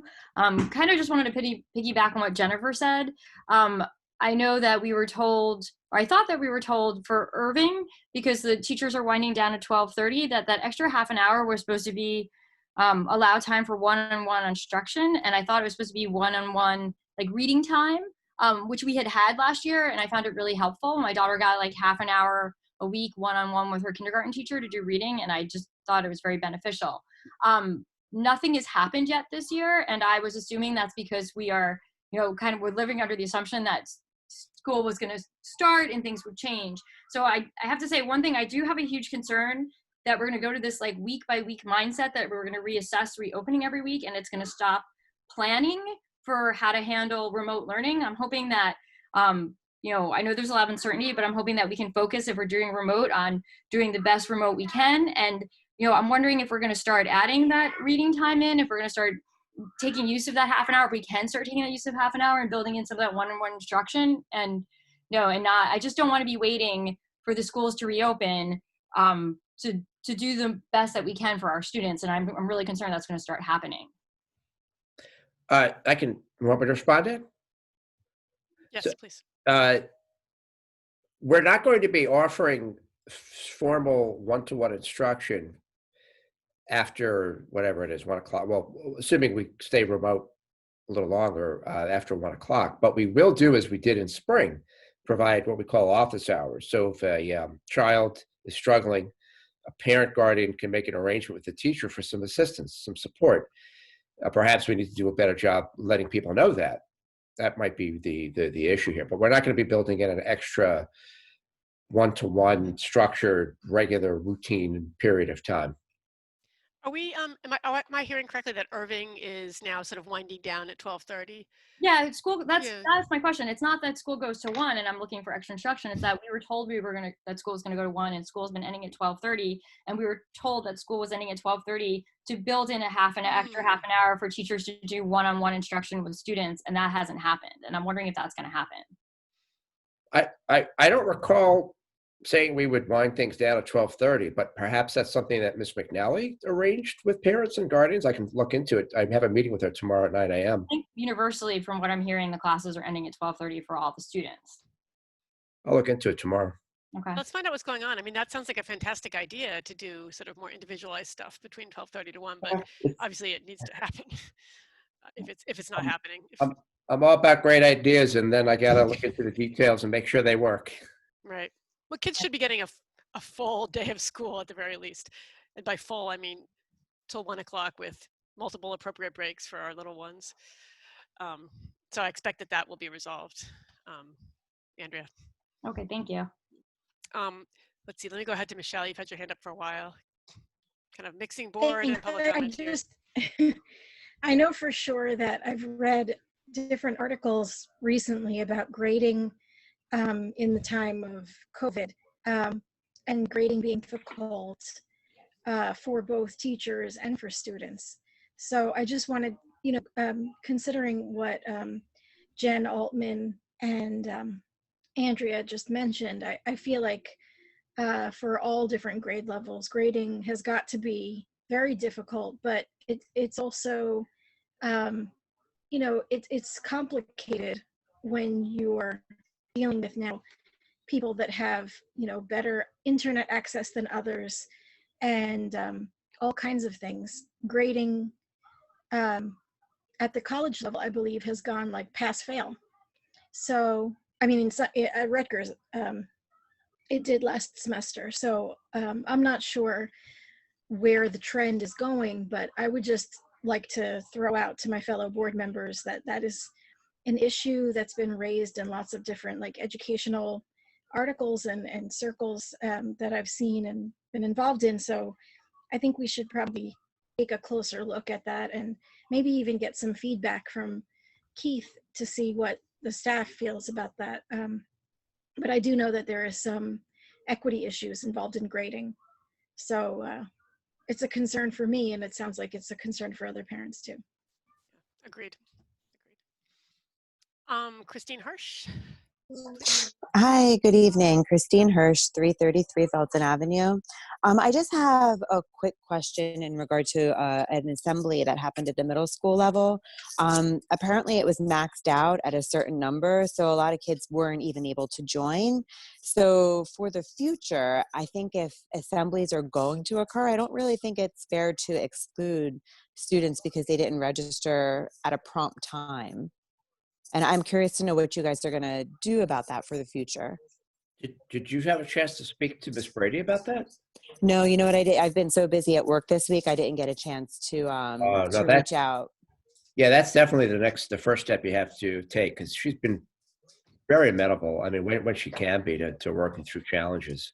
And obviously, if it doesn't work out and you have further concerns, you got to reach out to me. No, definitely. I mean, that would be something. But I mean, I think, universally across all the classes and all the grades, this should have already previously been addressed kind of, and we shouldn't have to like be circling back to it. I just don't want to see it happening for other schools and again, also the middle school again. Right. Right. It seems like the district might start looking at our options for other conferencing software or something, or because I guess Scott, the Zoom system we have will only hold 300 people, 300, Yeah. 100, something like that. Up to 300. Up to 300. So clearly we need to look into other options for large whole school assemblies at the middle school and the high school. Well, we do. Look, I'd like Caitlin to check into this with Christine, because we do have the option of going to a webinar feature, which allows us to have up to 1,000 people. So that might be something that she worked out at this point. Okay. I guess I would just ask Scott that we make sure that all of our principals know how to use the webinar feature. I don't. They do? Okay. Oh, yeah. In fact, they badger me to help them sometimes when they have technical problems. Trust me, Mr. Lassiter. Okay. All right. Yeah, so check with Ms. Brady, I guess. We'll see if that's been resolved. All right, will do. Thank you. Thank you for speaking. Allison Dunn. Hi, Allison. Hi, Allison Castalton, 202 Lawrence Avenue. I would like to piggyback off of what Jen Altman started in regard to what we used to have as homework support in the after school. And I would like to add on that I believe our kids are really lonely. And I've seen this in my son, and I've seen it and heard from his teachers as well. And I think that we have an opportunity after the hours of 1 to 3 o'clock where we could have some either volunteers or former Bartle or Irving after school employees run virtual groups or activities, almost like a virtual after school. We piloted this in our school and it actually was very well attended. We had middle schoolers logging on after school to continue with their activities with what they had done before in different areas such as STEM or theater and, computer, like, I don't know, coding, whatever they had done. And I think that would help kind of bridge connections for kids so that they would have kind of some socialization, not through a Zoom classroom. Additionally, I would really advise and really hope that the board considers drafting a grading policy, because what we are seeing is not consistent between grade levels. I would ask that you revisit the idea of homework when all work is done at home, because I don't really know what the difference between a homework assignment and an asynchronous assignment is, but I know that we have to do both.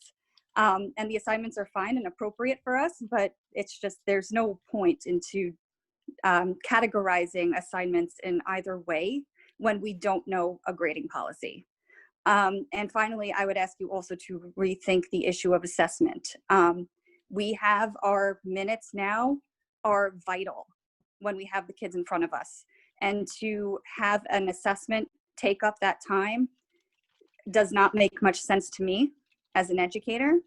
I believe in assessment. I believe in formative assessment at this point is probably our best bet in pushing kids forward, because the equity issues that we're facing, we can't say a math unit exam or a reading unit exam is going to adequately tell us how our kids are doing. That's it. That's all I have for you. All really good and serious points. Michelle, curriculum would be the committee that would engage in further discussion about grading and grading policies. Is that usually the way it goes? Yeah, probably. I do know that, our policies as far as grading goes, I don't think that we've revisited those. So we could, but I'm not so much worried about policy as I am concerned about practice. Right. I mean, And I would be it is going concerned. Yep. As an educator, I'm sorry, go ahead. No, I was just going to say that it is going to look differently in each building at each grade level, because we're assuming that the kids that are doing remote high school right now will not be doing remote college, Yes. hopefully, once they graduate. So that's why I was urging the rest of the board to take a deeper look Yes. into issues around grading. So So I do, I'm sorry, can I just add on to that? The idea is that your teachers want policy. Like they're floating in the dark here. They don't know what they're supposed to be doing. So I'm sorry to cut you off. I know that I would like for the HPEA to have input on that, because Yes. I don't know that all of the teachers are struggling the same. So Well, that's why I said I think we should talk to Keith about this. I think the best venue to use to discuss this is the central leadership team. We're actually meeting tomorrow, so it's very timely that we bring this up.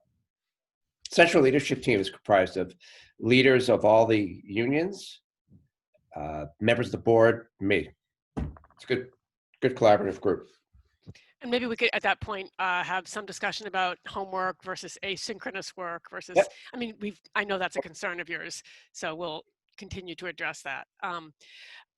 I do think it might be, I mean, obviously, like the board is not going to make a grading policy. That would be like a gross intrusion on, our teachers' professional discretion and administrators. No, but that's not what I was No, I know suggesting. it's not. But I was just saying, Michelle, the curriculum committee might want to give advice to Scott about that, or might have ideas about the general sort of, I don't want to say policy like a written down policy, the general sort of feeling of the board, the general goals of the board when it comes to grading remote instruction and when it comes to talking about assessments. So perhaps that is something that could start with the curriculum committee.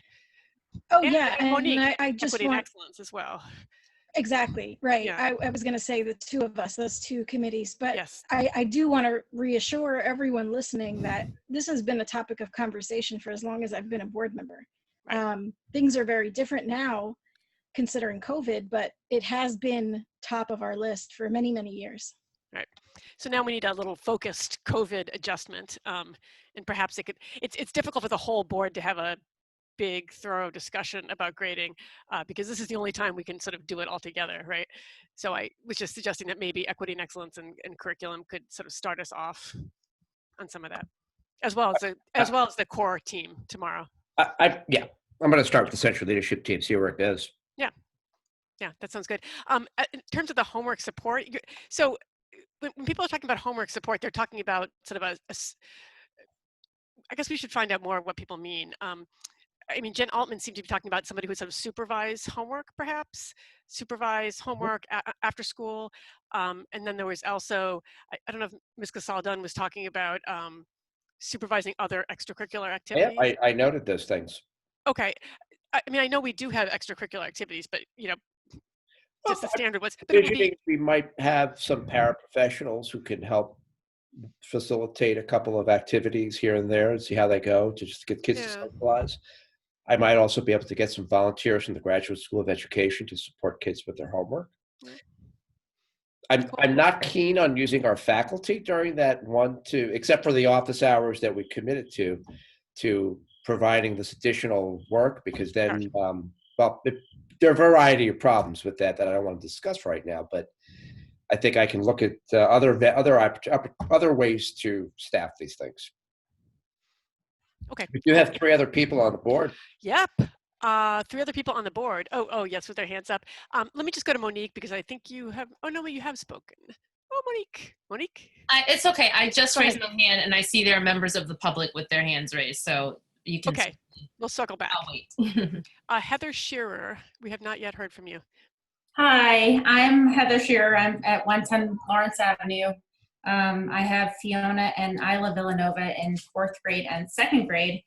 And my question was about the virtual versus hybrid, both starting at 9 a.m. each day. I'm a single mom, and I was hoping to send my 2nd grader back to school. But one of the things that deterred me from that was it was a 9 a.m. start time for her and a 9 a.m. start time for my 4th grader who would be on Zoom. So that's basically the reason I withdrew my 2nd grader from in-school learning. So I'm just wondering what the expectations are in that situation and if it's possible to do a staggered start in that situation. to adjust the time. Is that what I heard correctly? Well, yeah, it's just to get my second grader to school at 9 a.m. and also have my fourth grader logged on to Zoom at 9 a.m. just doesn't Yeah. Impossible. Let me look into that. I think somebody else shared that thought with me, and the one thing that cropped up as a problem right away is the need to keep our special subject teachers on schedule. Yeah. So adjusting what, and some of them go across schools, Irving and Bartle. But let me explore that again with Ms. McNally and Ms. Knapp. I'm meeting with them tomorrow at 9 a.m. I'd appreciate that. Thank you. Yeah, no problem. Thanks, Heather and Scott. Jen Voorhees? Hi, everyone. Jen Voorhees, 300 Donaldson Street. I just wanted to do a really quick follow-up to the topic that Christine Hirsch brought up. It wasn't really a middle school assembly. This crossed middle school and high school. It was the virtual wellness day. So I had the same concerns. My son wasn't able to attend the keynote speaker and was only given a link to one of the breakout sessions. So he ended up attending his third and fourth period classes. He had no opportunity to do the wellness day at all. So I wasn't sure that was something to bring up with Miss Brady because it wasn't her event. And it seems some of the middle school teachers were aware and, helped their kids, shared links and let them go. My son had, full regular classes, both of those periods.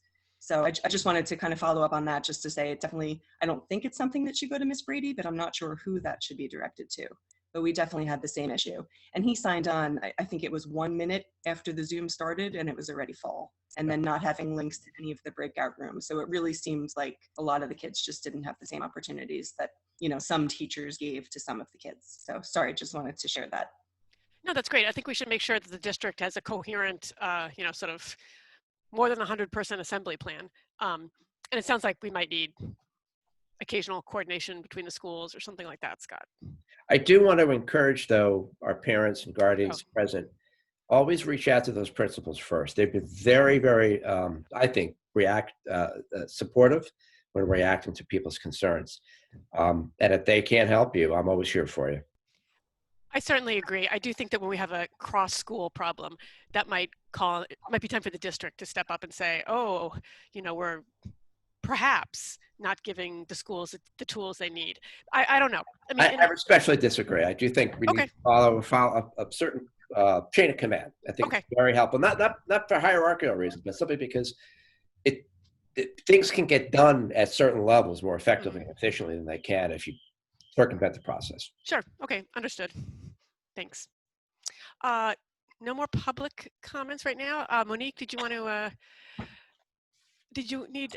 Yeah, just sorry. Quick question. I know this is public comment, but Scott raised the point about the teacher office hours at the end of the day, or a parent raised that issue, and Scott did confirm that is still being offered. But I'm just not clear still on exactly when that happens or is supposed to happen. Is it every day? Is it for all the schools? And how is this being communicated? So if you can't answer all that now, that's fine. I just feel like at some point we really need to make this clear and widely, communicated.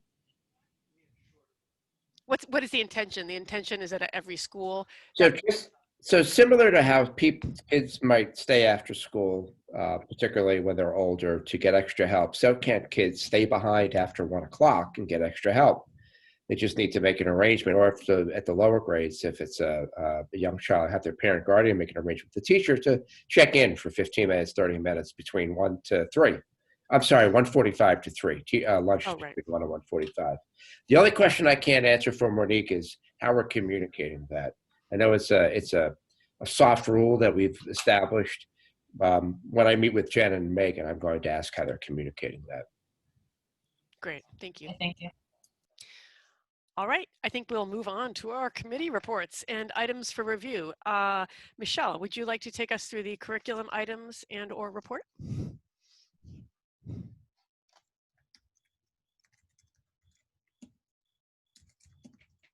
So sorry, yes.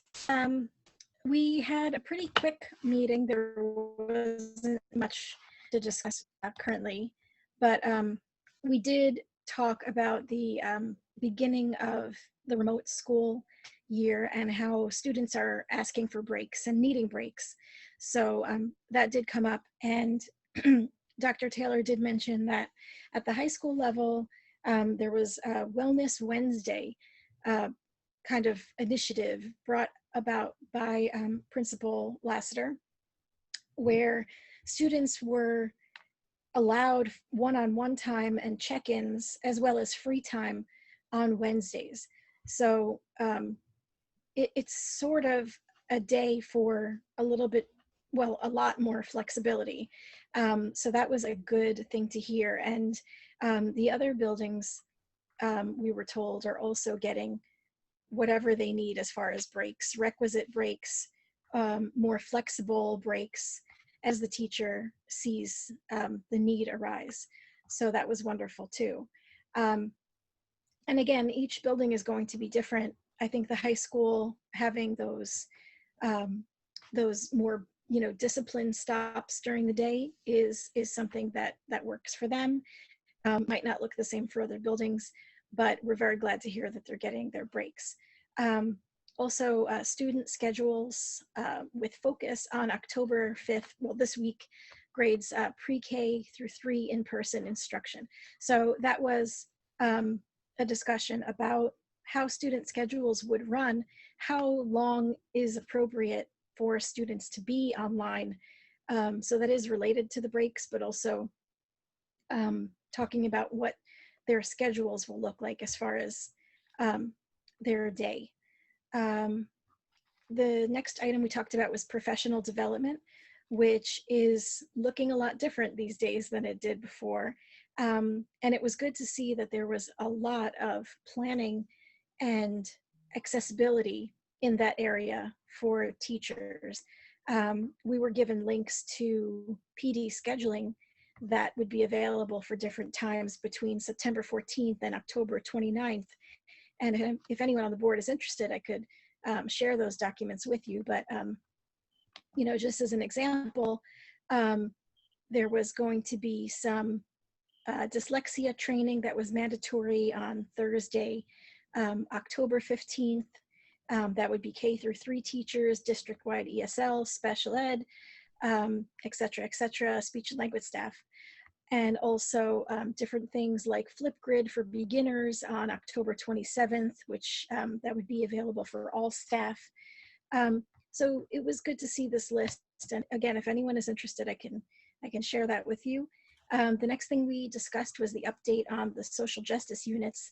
And we were only able to see in great detail a copy of the social studies grade 8 units that were upgraded, I suppose.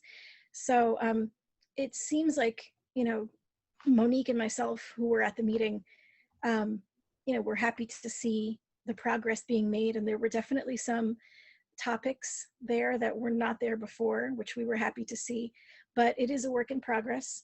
And the good news is progress is being made and continues. So we can expect to see more in the coming months. And if anyone wants to see that upgrade on social justice units, I have that information as well that I can share with you. And that concludes my report. Thank you, Michelle. Any questions or comments from the board?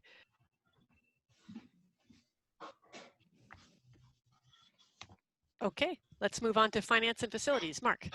Yeah, and thank you. So the Finance Committee did not meet this week. I do have one thing that's not on the agenda to report, which is that the athletic field behind the middle school and high school was repaired, was tested, it passed the tests. We are using it now. I went out the weekend after it was done just to look it over and see what was done and get a feel for, you know, what did it feel like? Did it feel like concrete like the old AstroTurf fields do? And it didn't look bad, and the footing on it was quite good. So that's a step in the right direction. We still have to get that money from the county and from the town, but to really redo the field. But it's at least usable now. Okay, so on to the items on the agenda. This is not a voting list, so we'll be voting on these next week. There's two bills here, general bill list and a cafeteria bill list. That's item 2. There's a small travel and related expense reimbursement report, which is attached. There are contractors that we use for professional services during the year, and we're approving their what type of work they do, what their contract period is, and what their contract amounts are. So Delta T and Learning Tree evaluations and consultation and First Children's Services all do different kinds of work with our children, and we have their amounts here. We're going to vote next week on a student at a medical center, I guess at a hospital, for bedside instruction. Item 5. Item 6 is a resolution to accept quotes for 4 portable partitions to use at Irving and Bartle. And we had 3 bids, and we will accept the bid from School Outfitters of Cincinnati, Ohio for this purchase. The money will come from the CARES funding and the FEMA funding.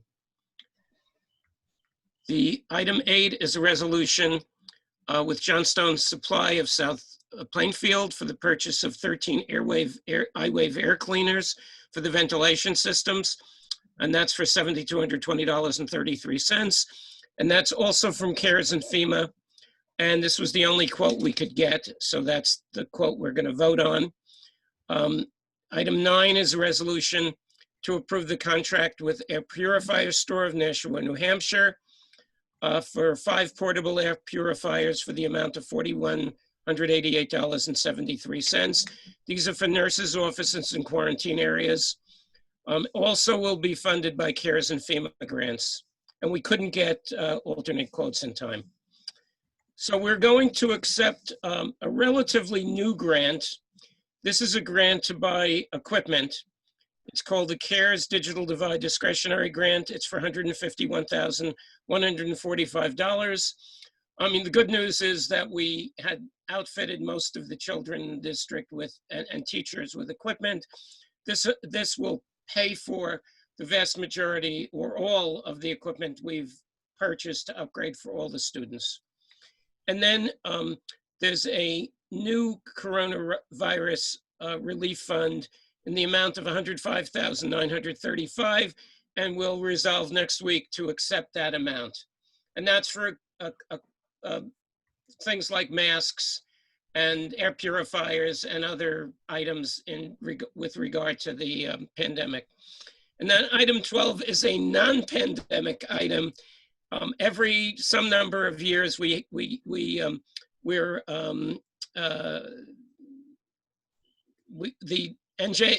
New Jersey Department of Education conducts a post-school outcome survey of students with disabilities, and so that we will be doing that for them and conducting surveys requested by the state. And there'll be costs associated with that, and we have to approve that. So that's my report.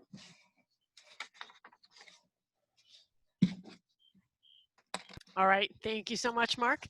Questions or comments for Mark? Darcy, go ahead, please. Thanks. So I have a quick question that maybe between Linda and Scott, you can answer now or maybe later. I'm really glad to see that $151,000 for this digital divide discretionary grant. You know, I think the digital divide has been a frustration of this board for years and years and years and years and years, something we've spent countless hours talking about at the board table, and it's amazing to see it all of a sudden like in the forefront of all of the discussion surrounding the pandemic. So I guess my question is some of are we trying to make sure to put some of this money towards the hotspots and towards things that we'll be able to use moving forward, so that we're not resolving this just for, you know, this short time period? Not that it feels short, I know it feels like an eternity, but the relatively short time period of the pandemic, but rather something that we'll be able to use this technology moving forward, so we don't have to now, or, you know, in 2-3 years down the road, when hopefully this is all behind us, find ourselves frustrated by those same digital divide issues. I'll be frank with you, Darcy. Linda, Christina, and I haven't had a conversation that's forward, long-range thinking enough to do something like that. to be considering that, but we should. I think it's a absolute important idea. So Linda, I'm gonna probably have us, you, me, and Christina get together, resolve what we're gonna do. Excellent, thank you. And my guess is that the hotspots and the Chromebooks will be usable for a number of years, but they'll eventually like outlive their usefulness, and then we will be in this position again. But yeah, yeah. Well, I would hope that 3 or 4 years down the road, when we're releasing the equipment again to replace the equipment that we placed with students a couple of years ago, so maybe only 2 to 3 years from now, that all of the students would be included in that. So our lease arrangements per year would go up somewhat, but we would plan to have all of the students covered. And maybe we would do 2 lease arrangements, one for the ones we've leased already, and then ones for the younger children who didn't have equipment in the beginning. And they would get a lease because the new equipment is new and it's not gonna be needed to be replaced as quickly as the equipment people have had before. So hopefully there'll be some extended, well, there will be extended use, but we have to plan for sets of equipment for all the children in the future, I think, not just some.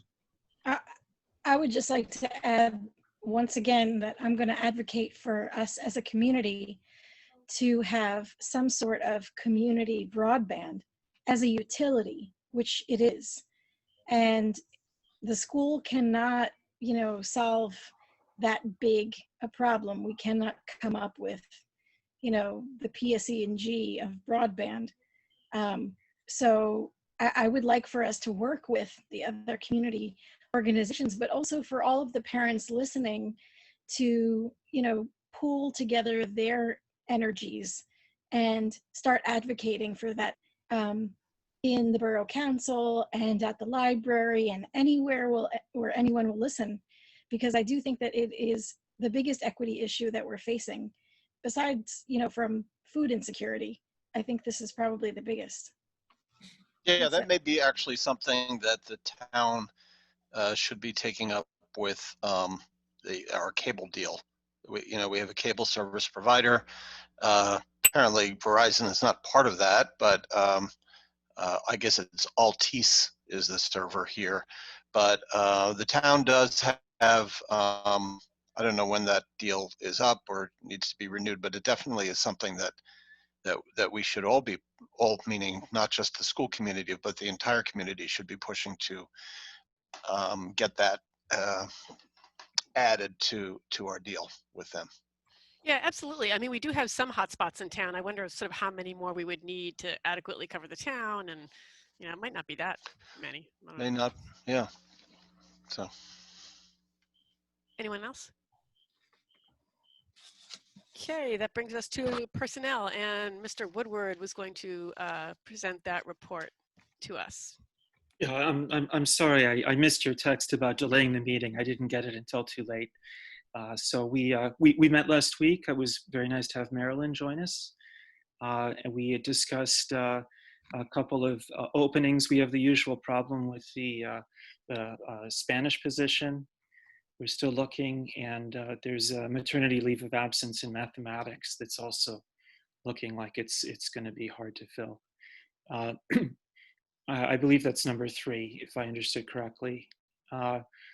Number 4 is Donna Miola has been working for a couple years in the business office, and we're going to make her 40% prorated. Number 5, we have a new advisor of diversity and inclusion, Ms. Young, who we're very excited about, and we have a freshman class advisor, Damian LaFauci. Number 6, as we heard earlier, the sports are going forward. So there was an agreement to pay the coaches at 100% if that was the case. So you can see that there. Number 7, we decided to go for one of these distinctions. It does take some work to apply for these awards, so we're compensating some of the teachers for writing the application. Number 8 is the academic support program. Number 9 is just a change of hire dates. Number 10 and 11 are volunteers. 11 is a volunteer coach. So ordinarily we would pay a stipend for a cross-country coach, but the stipend positions for cross-country were already taken. So Mr. Marks has agreed to volunteer. Thank you to him. Number 12, I have to, I believe is going to move as an amended. Mr. Gold, I think, was supposed to be $400 instead of $100. So these are our independent study programs in different subjects. And 13 is additional hours for the child study team. Okay, I think that's it. All right, questions, concerns?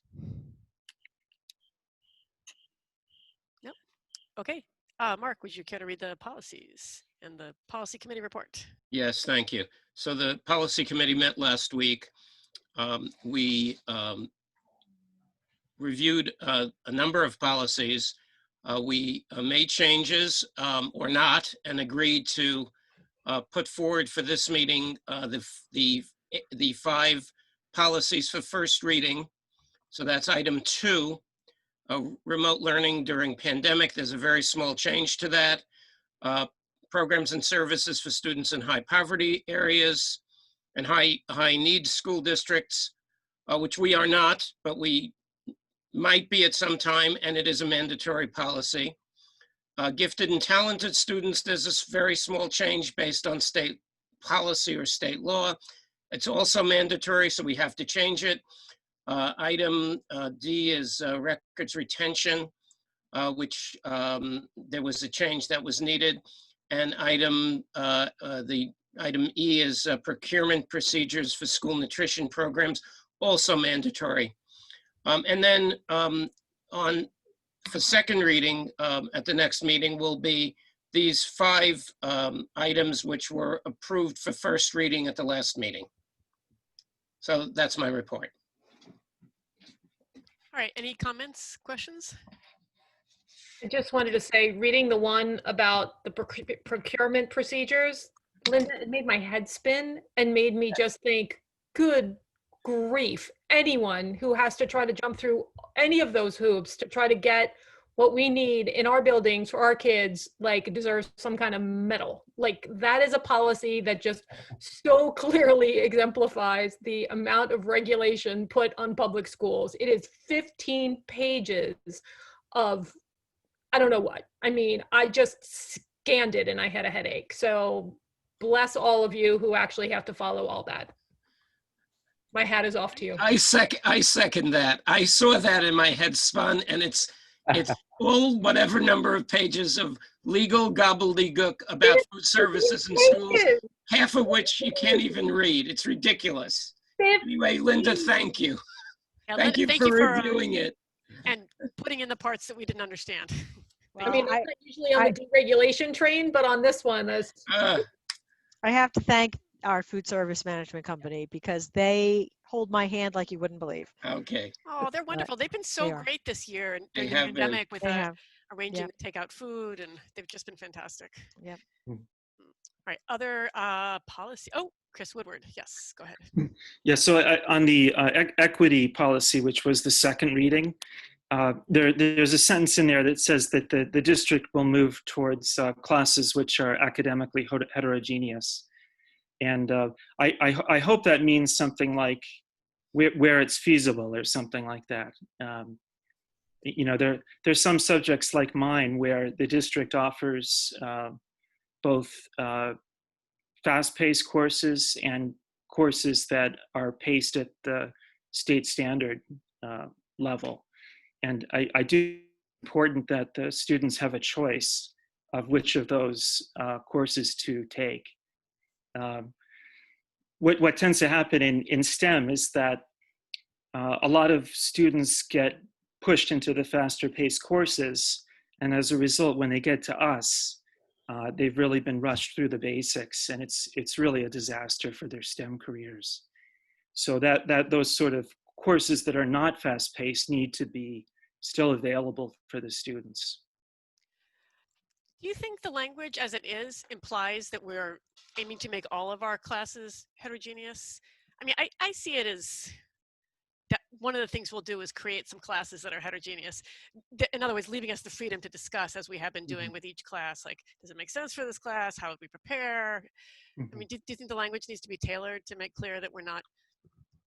No, it was just a little bit vague. So I just wanted to express that I hope that means that we can be flexible based on what the subject is. I mean, my impression of our history is that each time we've expanded a class to be heterogeneous, have an honors option or a new Math 6 program, it has been a long conversation. So I mean. And to add to that, as I said to you, Chris, it does start with efforts will be made to include heterogeneous classes, and to second what Ann said, it's really been a long process to make heterogeneous only classes. So I don't think I think in principle you're completely right, but we're not forcing like the hand of a future board or administration to make everything heterogeneous. You know, that's not the goal, and it's not really even the words. I think the vagueness might serve us well. I don't know. Rob, did I see your hand go up? Well, I was only going to say that the intent is to move in a direction, right, and to where we can. And I don't think anybody is saying it's not a matter of micromanaging each classroom, but it's stating a goal and trying to push us toward that goal, you know, as we can. So I think that's the goal. I think you can also see on the agenda right now, you know, like one of the classes that we're paying teachers to do an independent study in is multivariable calculus. I don't even know what that means. You know, I'm pretty much assuming that's a pretty heterogeneous group of kids who do know what multivariable calculus means. You know what I mean? So I can't imagine those opportunities would ever disappear. Oh, right. It's a homogeneous group, and we've maintained that homogeneous class available. Right. Kids who are capable of multivariable calculus. Right. You know, we're willing to pay a teacher extra to teach kids who are at that level, and that class, I'm assuming, is going to move at a pace that, again, would make my head spin like the policy did. Yeah. Rob? Oh, well, I wouldn't want to make an assumption about the makeup of that class. Only that I'm with Darcy in that I can't understand it either. So we're in the same place. I meant homogeneous in this, not in like racially or whatever, homogeneous in the sense that they're high achieving math students, high interest, probably high prior history of achieving. Just to be clear. Yep. Didn't mean it was going to be all certain demographic. Okay, where are we? Other policy discussion, questions, concerns? Monique, I forgot we had talked about maybe moving equity and excellence up a notch or two, in part because I constantly forget it since we don't usually have motion items to be moved. I'm sorry that didn't happen. I just forgot completely. Would you be so kind as to give us the equity report? I don't have anything new to report this evening. We are due to meet Thursday, so we haven't met since our last meeting. But also part of the reason for moving it was just the idea of demonstrating sort of this equal prioritization of our committees. So agreed. Okay. Anne, I did forget something under policy that I wanted to mention, which is that I don't think the whole board is aware, but Darcy very nicely offered to chair the policy committee, and I'm very pleased. I'm doing enough things, and I'm busy enough, and so this will be so wonderful. And I'll continue on the committee, but the next meeting, I'm not even sure when it is. In the next few weeks, Darcy will be there, and she'll be chairing it. So yay! Thank you, Darcy. That's fantastic. All right. I think that brings us to public comment. The Highland Park Board of Education welcomes public participation and has reserved this time for your comments. Board policies 164 and 167 establish and regulate the right of the public to participate in public meetings. If you would like to make a public comment, please raise your hand or turn on your video and raise your actual hand. When you speak, please give us your name, your address, or if you're a student, what school you attend. I'll give everybody a minute to raise their virtual hand or their real hand.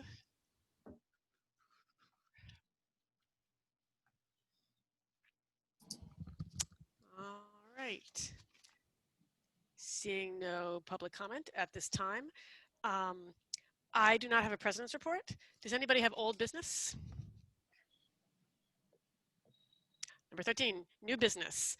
As I very belatedly mentioned to you guys, this item did not make it onto the agenda despite everybody's best efforts. Sometimes it just doesn't happen. I wanted to sort of get a sense of how the board feels about continuing to have an early public comment after Scott's presentation. So normally, as the public is aware, we have 2 public comment periods. One is after the committee reports, but before we vote at a voting meeting. One is at the very end. Today and in some other meetings, we've added a public comment period right after Scott's presentation before we discuss the committee items. I prefer that way. I think it gives people a chance to speak when they're less tired and they're not needing to sort of monitor their Zoom displays to see if we've moved to public comment yet, for the rest of the night. But I know other people have reasonable disagreements with that. So who would like to speak about that issue?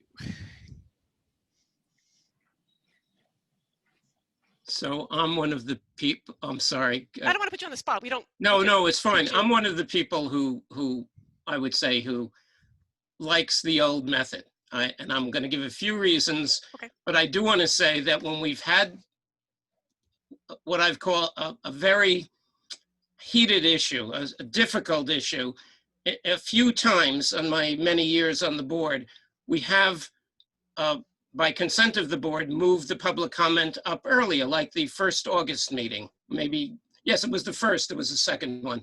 So the first August meeting, there were 174 people in that meeting. Everyone was raring to talk. And so we discussed it. I think Darcy suggested it a minute before I was about to, and the board agreed, and we moved public comment up. So because many people wanted to talk, it was right before us going forward into this new pandemic area or method of learning, and we did that, and we can always do that. I think that I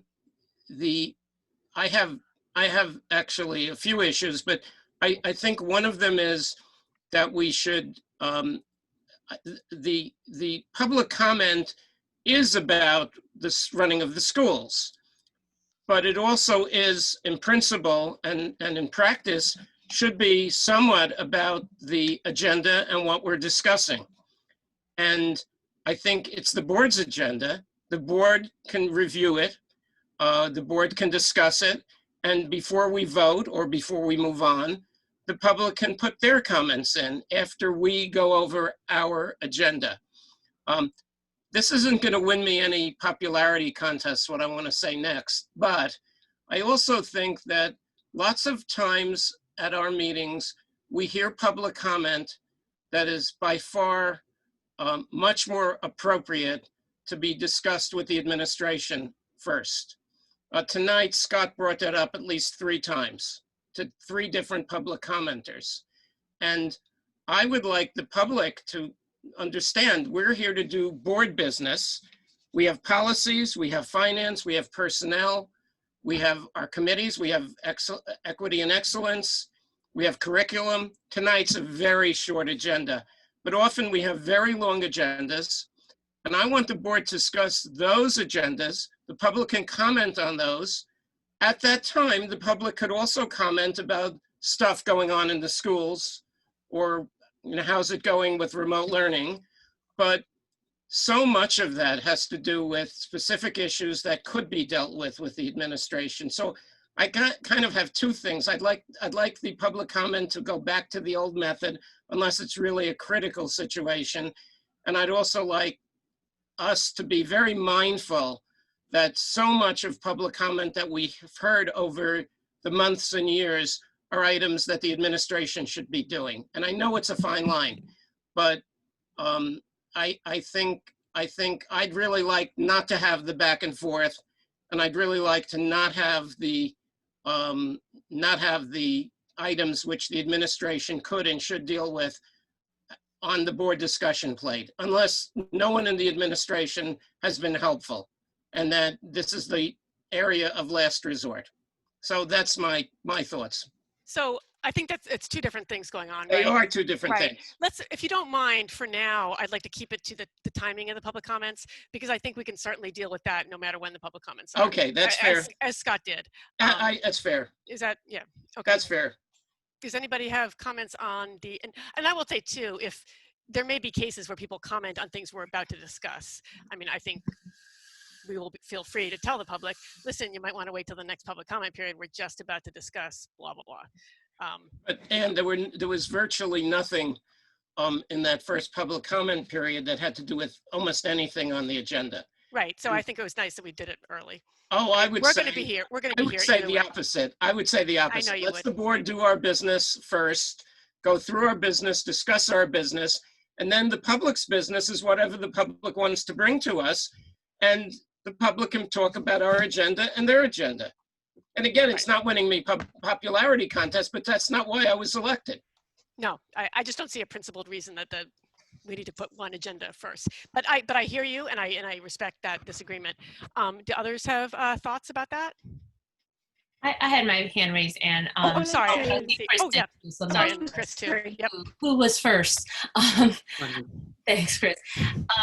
I think I really am, I don't have a strong feeling necessarily either way, but after tonight, or one thing I was thinking tonight was that it just felt awkward sharing kind of the public comment time for our questions and of, related to the superintendent's report. So it's just obviously because that's not what we typically do, but also because I see public comment time as a time to give the public the floor, really. And we typically don't sort of engage back, and that's typically our procedure, is not to kind of engage as board members during that public comment session. That typically is a time for Scott and yourself, Vice President, to sort of answer the public comments and questions. So that's something I feel like is a consideration we should have, because I feel it's important for us to have that focused time as board members to really question, discuss administrative issues that are raised during the superintendent's report. I agree, and I think I could, if we were to leave the public comment time early, as it was tonight, I could certainly do a better job of saying, okay, now we're done with the board discussion. Now it's public comment time. I mean, I know it's easier to slip into it if they're next to each other, but I certainly agree with you on that. Chris, I think you were a hand. Yeah, I mean, I just feel that there's certain, part of the group of parents and guardians for whom staying up until 11 o'clock or whatever, 10 o'clock or whenever the public comment period appears, is just not reasonable. And if we want to involve those parents, we need to involve them earlier in the evening. I just wonder if we could reach some sort of compromise. I mean, I think the president does have authority to limit the amount of time that we spend on the period, right? Yep. So I don't know. I mean, maybe we could do a shorter period. And, Yeah, I'd be open to that. Yeah. It's 30 minutes. It's 30 minutes. We could limit it to 30 minutes for a whole board meeting, but I think that's too short. Well, but we could limit one of the comments. I mean, the rule technically says, as you've told me, Chris, if it appears that public comments will go on for more than 30 minutes, then we can limit them. So in a situation where we have 100 people, it looks like it might exceed 30 minutes, then you can, then you could limit each individual commenter to 3 minutes. So I'd certainly be amenable to that. I think Michelle had her hand up. Where are you, Michelle? I can't find you. Yep. Was that, oh, there you are. Yeah, I was going to suggest the same type of thing as Chris did, some sort of a compromise, because I do, know that there's a lot for people to talk about, and I do appreciate that they want to attend the meeting at 7:30, drop their comment, and go on with their lives, which is reasonable. But I do think that we need to somehow give some boundary, say, a minute type of thing, like each person speaking gets a certain, time limit, or maybe just, like after 3 minutes, some sort of alarm goes off where we're like, okay, start to wrap it up or something. Because I do think that it could turn into a very lengthy conversation, and each person bringing things up is bringing something up that we'd like to discuss perhaps. So that adds to the length of that public comment session. So I just think that maybe we should, you know, if we're going to have that, we should put some sort of limit on there. Okay. Yeah, I could be open to that. Marilyn, where are you? Oh, Darcy, I'm sorry. Marilyn, Darcy actually had her hand up before, and I Marilyn can missed go. you. Go ahead, Okay. Marilyn. One of you go, please. Well, no problem either way. My thought was they seem to go along because of the back and forth. If we, if we want to limit the time, then maybe we just allow the public to make their comment and have less back and forth. That's where it seems to go longer. That's a possibility too. In my view, some amount of back and forth is warranted because sometimes it's hard to sort of focus the issue, and the back and forth helps with that. But I agree that sometimes it goes on beyond the pale. Darcy. Well, I mean, I want to kind of concur with what Mark said at the beginning. I think, honestly, we're trying to fix something that wasn't broken. We had one meeting a couple of meetings ago that, because we were appointing a new board member and because we had a lengthy agenda, things got away from us, right? That was one night. And then we had some pretty angry public commenters. But then this was switched to now this way, and now we're having the conversation after the switch was already made. So now if for board members to come out and say, we want it to go back the other way, then it looks like we're saying we don't value public comment, which could not be further from the truth. The reason that we've always had it the way that we've had it and moved it when we needed to move it, like for instance, tonight, we were done with our agenda in 15 minutes. It would not have been painful for the public to sit through our 15-minute agenda and then open the floor to public comment, right? But if we had an hour and a half of public comment and then we had an hour and a half of an agenda, now you've got what's actually supposed to be happening at the meeting, which is the board agenda. You have board members not able to focus on what we need to do, right? So there were comments 2 meetings ago, like, now the board members weren't listening to, what the public had to say. That's never the case. And if that is the case, if we're all dozing off because it's too late, we can go back to the video and we can listen to public comment again, right? What we can't do is have our own board interaction over again. We get one shot at that, right? That's our one shot. So I did go and I looked at some other boards around the county, and I was actually surprised to see how many do have a public comment section where you're putting one in. But what I did notice is those are boards where they do what people are now suggesting, right? You have a hard time limit. They do not respond back to board. They do not respond back to public commenters. They put a half an hour time limit on it. People won't like that. They won't like that at all. They like that we respond. They like that we engage with them, but we can't do that if we're going to put that before our board work, and then we're all too exhausted before we even get to our own agenda. So personally, I think this conversation should have happened beforehand, so we could have kind of weighed the pros and cons of that before it was just kind of done. And I think if we start to try to put those rules in to now shoehorn this in and make it work, I think we're actually going to make the public more upset when we start timing them and not responding to them and limiting the entire time for public comment. Because I've seen this happen in other districts or other boards. People don't like it when they don't fit into that 30 minutes or when they get shut off at 3 minutes or when you don't respond to them, right? We've never done those things, ever. So I think we're potentially putting ourselves in a position where we're making things, we're not fixing a problem, we're causing one. What about a compromise in which we continued the other 2 public comments, but we had a strict time limit on the first one only. People knew that they could come back and, speak more discursively. Could I make a suggestion for a different compromise? Sure. And that being that we go back to the old method, but on in effect, case-by-case basis, based on what the agenda looks like, you have the discretion to add or move a public comment earlier when it appears that that's the right thing to do. So we would take a board vote on that? Not even a board vote, just. That is what we've always done. We've said, can we move? We do have to make a board vote because then we're changing the agenda. Yes, So, but I would argue that the president in the meeting with Scott before the agenda is finalized says, look, at this meeting, it's a very short agenda, so the public doesn't need a section before the agenda. The public, in this case, we won't have an extra section at first. Or in another case, say that we're going to have it. So it would be done before the agenda is published.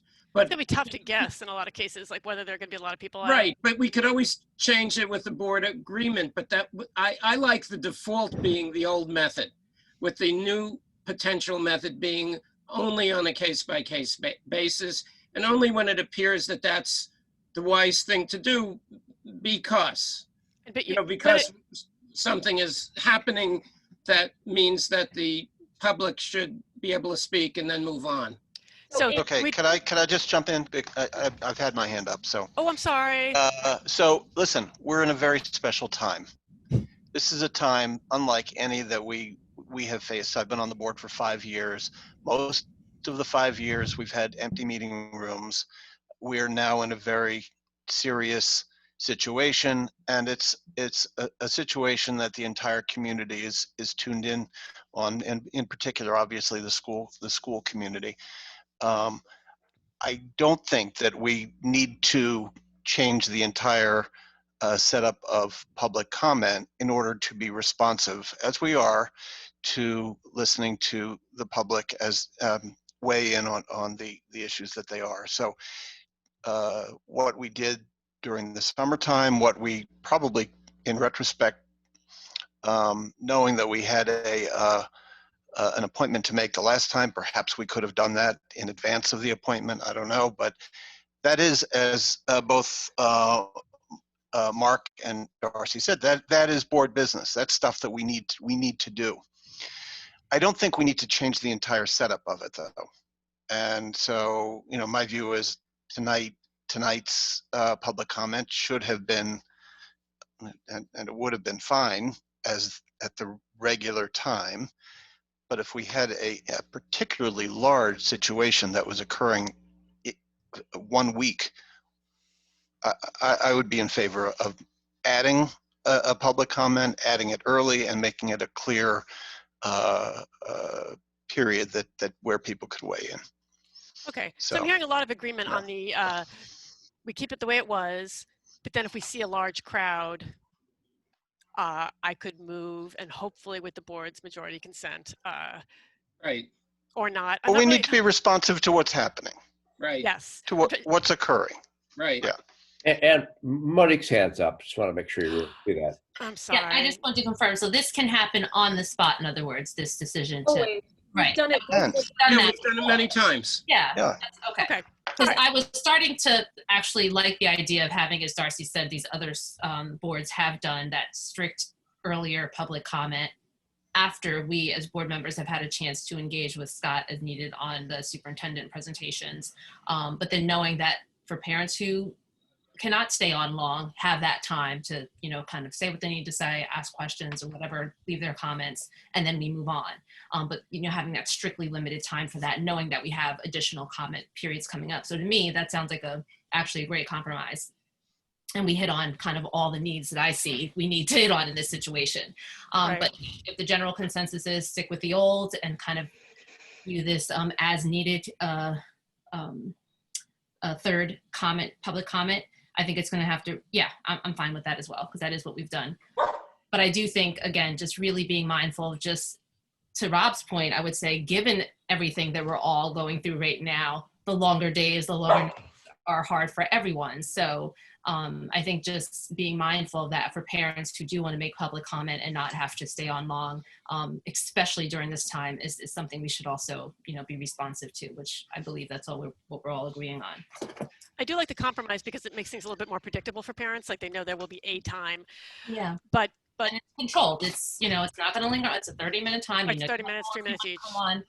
This is the way our borough council does their meetings, and everyone's kind of gotten used to it. No one likes getting cut off, as Darcy said, but kind of like once you start doing it, people realize, okay, I have 2 minutes, and then I have to, move. Well, I think the borough council actually does have a set period of time for public comment, and then they will end it, and they will start it again later on. And I don't think we want by good faith? I mean, I don't think people like that, you know? I'm not I saying agree we with do, you. but yeah, I'm just saying it is certainly No one likes that. a And thing if we put people this get 30 used to. minutes in, I'm sorry, Monique, I don't mean to talk over you. My apologies. My apologies. No, yeah, I was just saying, I just see from my observations of other meetings who are used to, who have this established, you get used to it, you get accustomed to it as in anything, especially knowing that you have additional times later on to speak longer possibly. But hey, like I said, I can go either way on this, and I would be perfectly fine with keeping things as we have been doing it. But there is. I say one other thing. Yes. Aren't we great at like talking things through and working things out and not yelling at each other? I think another thing that some boards do is they sit there and they yell at each other, and they yell at the public. Oh my And, God, yeah. I mean, not to pat us on the back too much, but we're we not too bad. Why are you talking so much? Wait a second. How about superintendent? I haven't seen. How many superintendents have you seen yell back at the public? There are a couple out there. Only Yeah. I know. One. Only I know. I haven't yelled yet. No, not you. No, not you. Not you. Michelle has her hand up. Michelle?